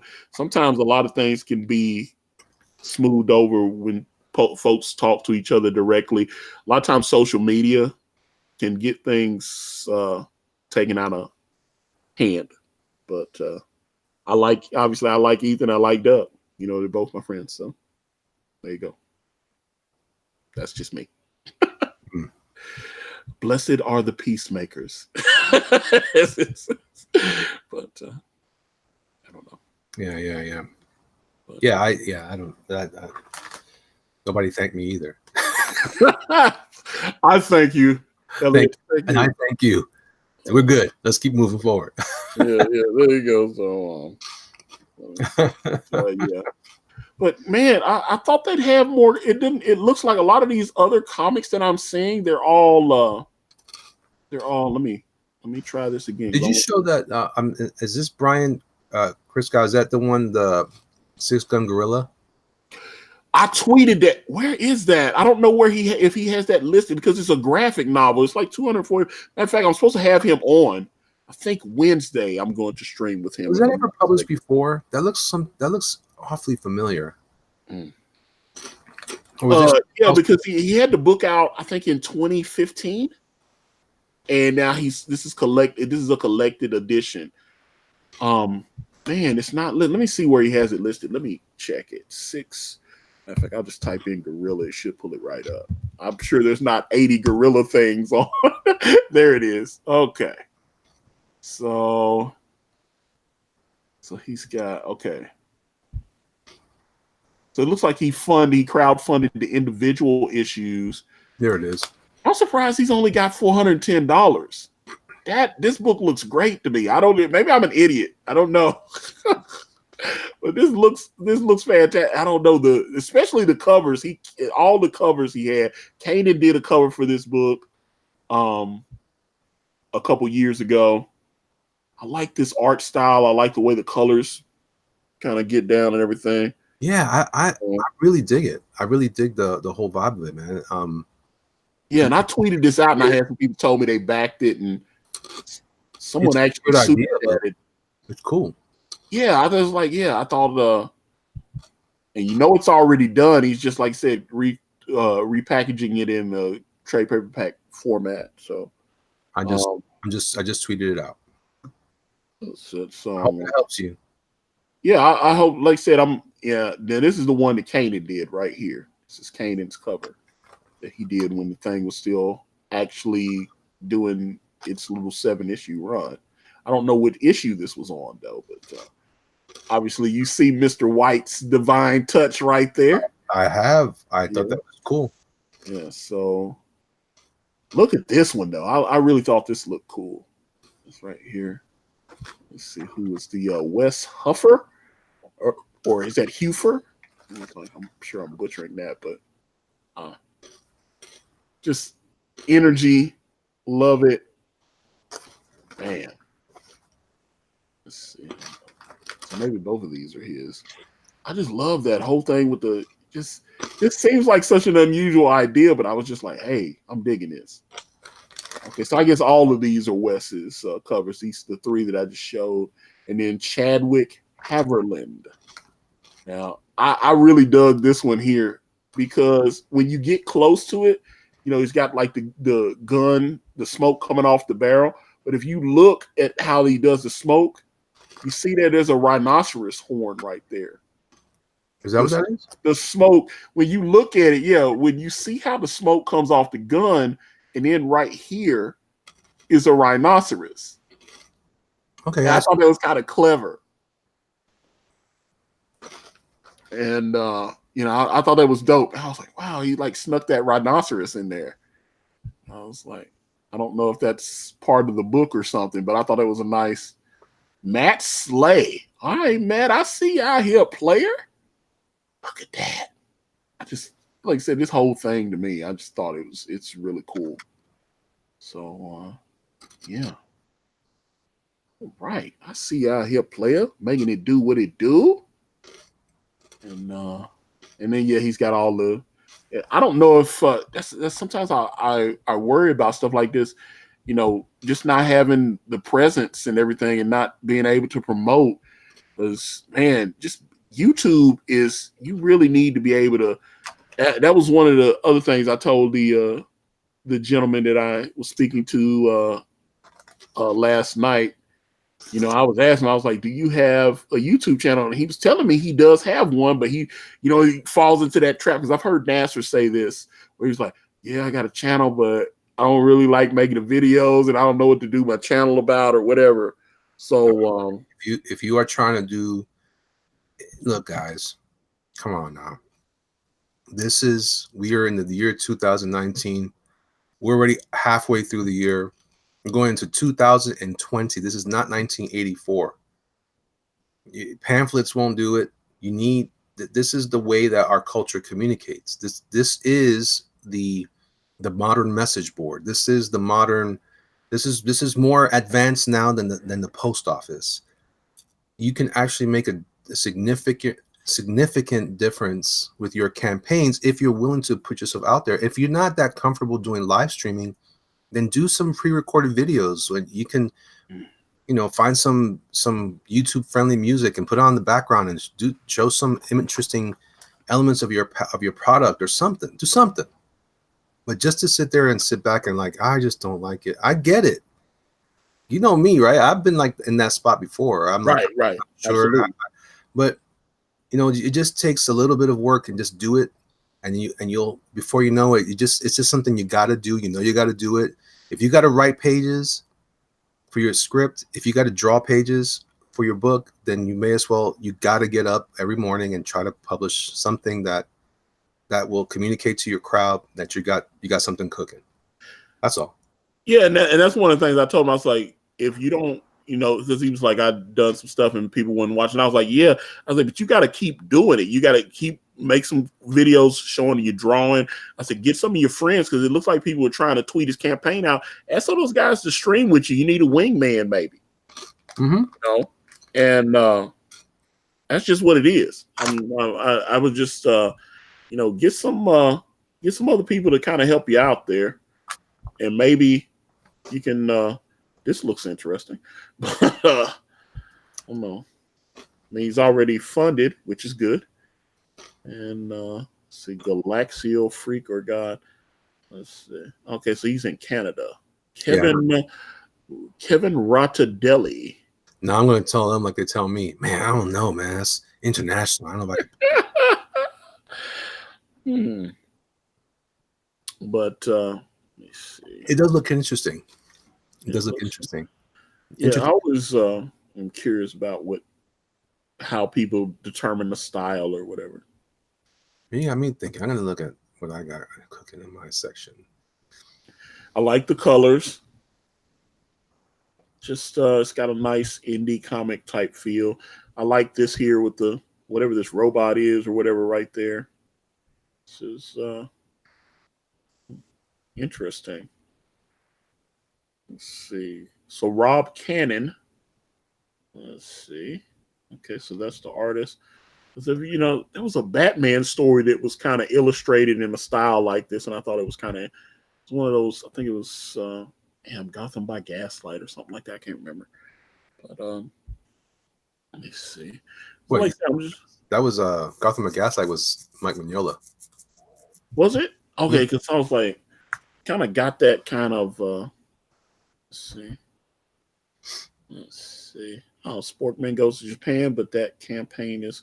I was like, yeah, we follow each other. I was about to, but it's closed. I don't know if he's maybe open back. Sometimes you don't get fun. There's Red Rooster, 191,000. I back that. Go Super Zombie Girl that has ended. I'm trying to find some campaigns that are still open. I keep saying, okay, there's Gary Shipman. People know about Gary. How do you get that far? I'm looking at. I just hit the expand button. I kept see more books or whatever that little at the bottom. What's Rapina? You seen that White Widow book? I know that guy too. Yeah. Jamie Tyndall or Tyndall or whatever. He's Canadian. I know that. Yeah, I know the guy that writes it and publishes it though. Doesn't tell me. It doesn't go any further. I just because I'm looking at trending. What else am I supposed to look at this? Let me see. Oh, okay. I think I'm looking. You have to click on Creative Works, then Comics. I got you. I think a lot of people are sleeping on Indiegogo, man. As far as because when you go like on Kickstarter and you look, let's see, when you look, they have a ton of comics in theirs. There's obviously Mr. Malin, Graveyard Shift Volume 2. Let's peek that one out right quick. Malin Militia in the House. And obviously I bought Part 1. And man, every time I see that ship, man, it's like Star Trek Deep Space Nine. Let's see. So, and love the werewolf here. That's I can dig that. I like the whole way this whole page is set up. This is what I like right here. You see this? It's colored beautifully. John just killed this. Everything about this page, the use of blacks and everything, the way because you see how he blacked the guy out right here, and just and the werewolf, everything. Just you can't. Man, that's just gorgeous. Congratulations and tip of the hat to Mr. Malin there. I just think that looks fantastic. Dracula. Yeah, I'm pretty stoked for him on that. I think he's doing fun stuff. Yeah, man. I like the idea more and more after this, what he describes after the first issue. I'm like, you know what? I'm feeling that, man. I like the idea of this. What if the Universal monsters were superheroes? Yeah. Do you remember there was an old, and it's, I know he knows what I'm talking about. There was an old book or old cartoon called the Drac Pack. Yes. Yeah, that was the goofy version of this. I like that. Yeah, Drac Pack. I used to watch that. There was that, and they had a Harlem Globetrotters as superheroes cartoon. I remember they'd go into lockers and come out as their superhero versions. You can find those clips on YouTube. That's one thing I like about YouTube, man. They don't be caring. They be like, yeah, I'm gonna violate your intellectual property. What's going on? What's going on with this? I don't know. I'm not going to say nothing. I don't want to speak ill of something. Uh-oh. was like, yeah. I was like, well, I was just. Well, you know, if you can't say nothing nice, don't say nothing at all. All right, Oh, okay. Well, I was just like, if we gonna have a conversation, let's have one. You know. I'm just saying. I'm just. Who is this Mandy Summers? Oh, she was on my channel yesterday. She's fantastic. Oh, Wart the Wizard. Oh, okay. Yeah. She was on my channel yesterday. I talked to her for like almost 2 hours. Yeah, she's real fun from Georgia. Yeah, very bubbly personality. I was digging it. Yeah, man. Okay. I like that. Yeah. She sent me a message and asked could she come on, and I said sure. And I met her on Ethan's channel. We were looking at Rainbow Bright commercials, and she was on there, and Ethan was kind of helping to push her book, and yeah, and she was like, "Hey, would it be possible to come on?" And so yeah, I thought it was a fun stream. She had a lot to talk about. So. And she cool peoples. And I don't know. I thought this was what's the guy, the Icarus and the Sun? I thought this was maybe his cousin or something. Raquel Samoso. Beyond the Woods. What? Why would you think that was a cousin? I don't know, because they both in Sao Paulo, Brazil. Brian Piccolo's in. I thought he was in Sao Paulo too. So he was in Brazil for sure. There's probably more than 5 people that live there. Yeah, I know, but I was just like, I don't know. Okay, I think I was doing something wrong. I didn't have it. Oh no, it still says trending. I'm like, what is trending? Because let me see. Is this sort by trending? Yeah, because that's what I've got mine. Everything, all these are the trending books. Obviously, Earthworm Jim by some person that no one's ever heard of by the name of Doug Tenaple. And Jawbreaker's God King by your boy Zach Richard C. Meyer. The Abductables I had. Okay, that one's already ended. Actually, I think he's already shipped that out. Thought I saw someone tweet out that they had received their copy already. I think they already got it shipped out. I had him and another. What was the other gentleman's name? Had him on a couple months ago, and it's fun. Man, every time I find these books that I think look kind of interesting, I look and it says ended. Like I said, the Nikolai Volkov one, I don't know if that's going to get funded or not. There's Brian Shearer, Gunship. I was just going to say, Thunder. My man Brian, doing it up. Is he still traveling? Let's see. I don't know. Well, I know Comic-Con's over. Has he done a video today? I don't know. That's what I'm saying. I don't know if he did a video or not. Sithra looks pretty cool. Monster MD. What? Yeah, I had to get Monster MD. I had to back that. Yeah, and yeah, I'm definitely backing. I want to get all 6 books on Sithra. Yeah, that's man.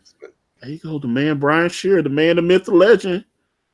Yes, I'm glad he's getting that bag. I like that. So I guess he's gonna go in the end of man. He's got 4 days left. And, yeah, he wraps it up on Friday, and I wrap mine up on Saturday. Well, you're definitely going in demand, right? Yeah, I guess. Okay, hold up. Let's look at it. I gotta look at this one. Deep Defense, Trump, the comic book. All right, so he already raised $5. Okay, so he got $5. So I'm just saying, I understood Tim Lim's Trump Space Force. I understood why that was successful, right? So it was, but let me look. Let me see. Okay. So Trump's got a dragon. Is he the Khaleesi?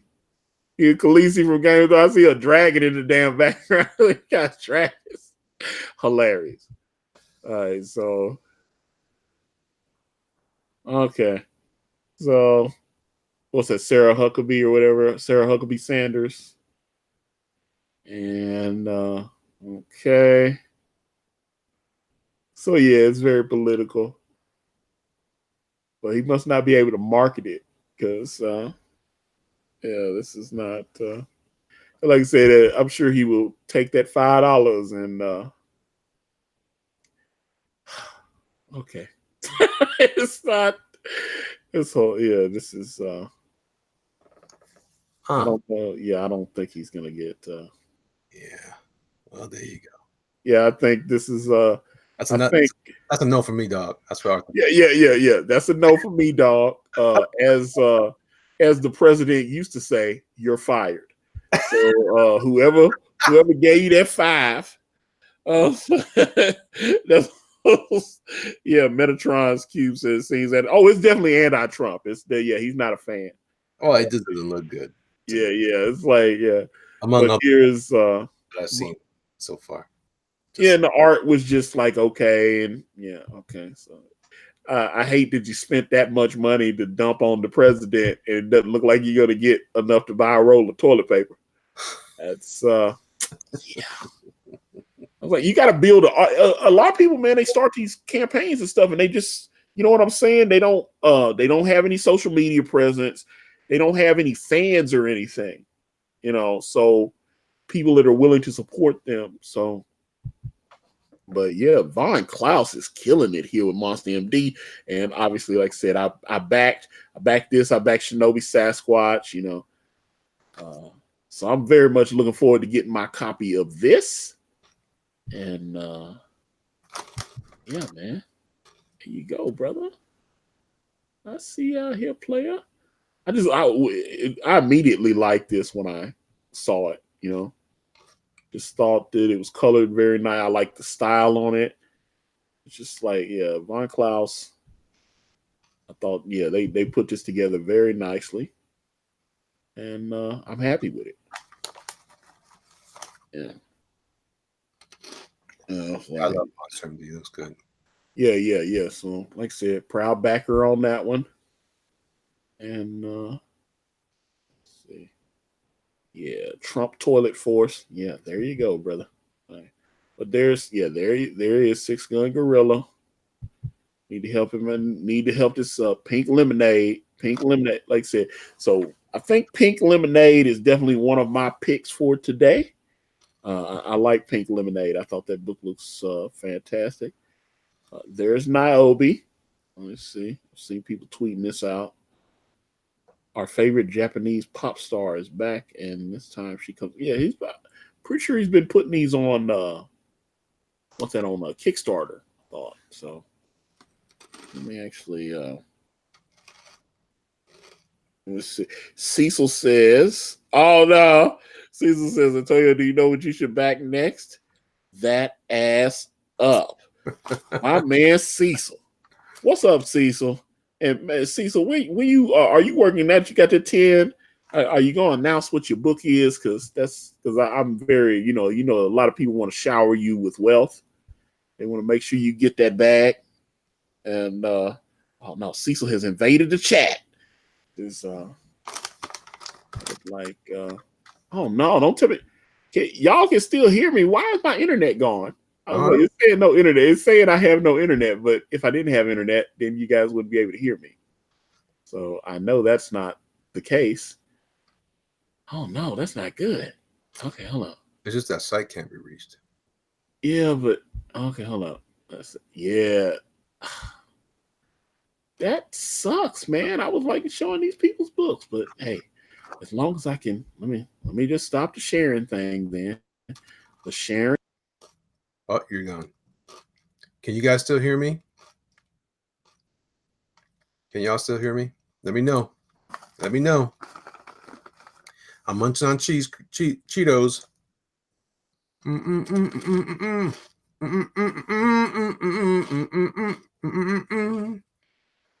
All right, so you guys can hear me. All right, I'm gonna keep going while he fixes it. Let's tell you, there's all kinds of computer problems going on. Cheetos. I know it's me, ASMR or whatever. What's up, D Fresh? All right. Vasan Kasi, is that how you say it? Elliot took over the channel. I sure did. All right, so I'm gonna show you here. I'm gonna share my screen so you guys can share along. Come along with me. All right, so I'm gonna share some of my interesting ones. What's up, Zay? Phil, what's going on? It was all part of Elliot's plan. Sure. All right, let's take a look at some of the other ones. I like Feast or Famine. I'm definitely on board with that. You got Shinobi Sasquatch. I'm gonna go ahead and like that. That's in demand now. But I'm curious about that one more and more. It's just too many things, man. I can't back everything. Let's see here. We got Cyber Frog is ended. Let's see. Kyrie. Have you guys seen Kyrie? By the way, you got to check out Kyrie. You check out Kyrie because in this particular campaign, I am doing a cover because it was funded. And so I will be doing a cover for The Curse of the Macedonian Scroll from Kyrie. I like it. Matt Krotz. I'm not sure how to say that. You, Ikari, wash your hands. Like, oh no. Antonio Router and shut the man out. I did hack the router. No, I did not hack the router. I don't have that kind of capability. I'm not that sophisticated. All right, check it out. All right, so The Boys. Omnibus. I don't know, man. I was never a big fan of that book in the first place. I don't know why people are bugging out, but yeah, whatever. To each his own. You got Gary Shipman has his sketchbook. It's got 18 days left. We got Vinny Tartamelli on his City of Venus, Dead City. Kind of looks cool. Let's see what else. This one looked interesting to me, Airboy. I seem to recall that as some other comic printed before, but I can't tell. Oh, Flying Fortress Remaster is in demand. You guys might want to check that out. Iron Skies, some interesting ones here and there. Let me see what else we got. Let me see what else. This is fun, man. I haven't actually done this yet. I've not gone through the campaigns. Yeah. Yeah. So there you have it. There you have it. All right, so I'm going to keep drawing, guys, while we wait for Antonio to make his return. Let me go ahead and hide that. This is where I landed last, where we were talking. So anyway, I'm going to keep looking at the chat while I work. I got to get this thing wrapped up here sooner than later. I'm heading out to meet with my family over in Orlando so we can enjoy some R&R. You know, I owe it to them. They've been super patient with me. I spend so much time anymore on YouTube. And my daughter was like, you know, Dad, I miss you. I'm like, what? You miss me, girl? Let's do that, girl. Let's do that. Rebooting is taking forever. I got you, brother. I got you. Matt Fowler says, send Gary's sketchbook to the foundation. Oh, my gosh. It's funny. I think Mayor McCheese made it. Oh, I saw a post that I think it's him over on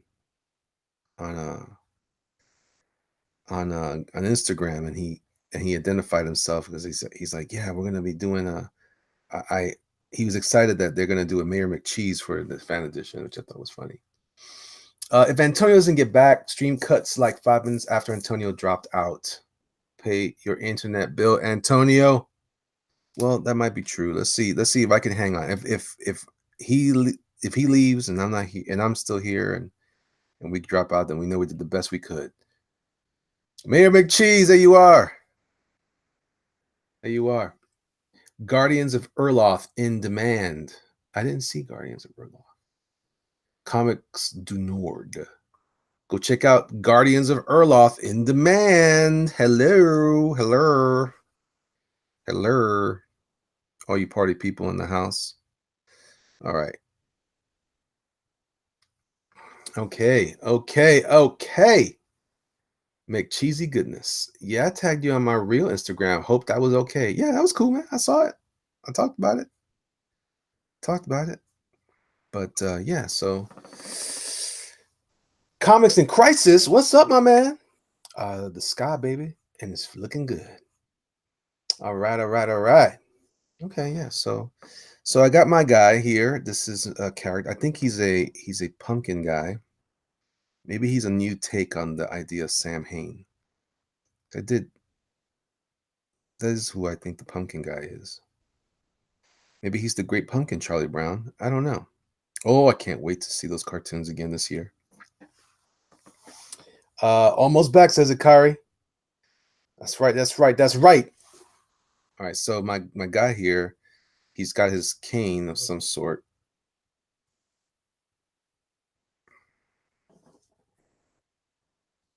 Oh, for crying out loud. Let's do that right there. Comments North says it was the last page you looked at. Was it the last page? Let's take another look.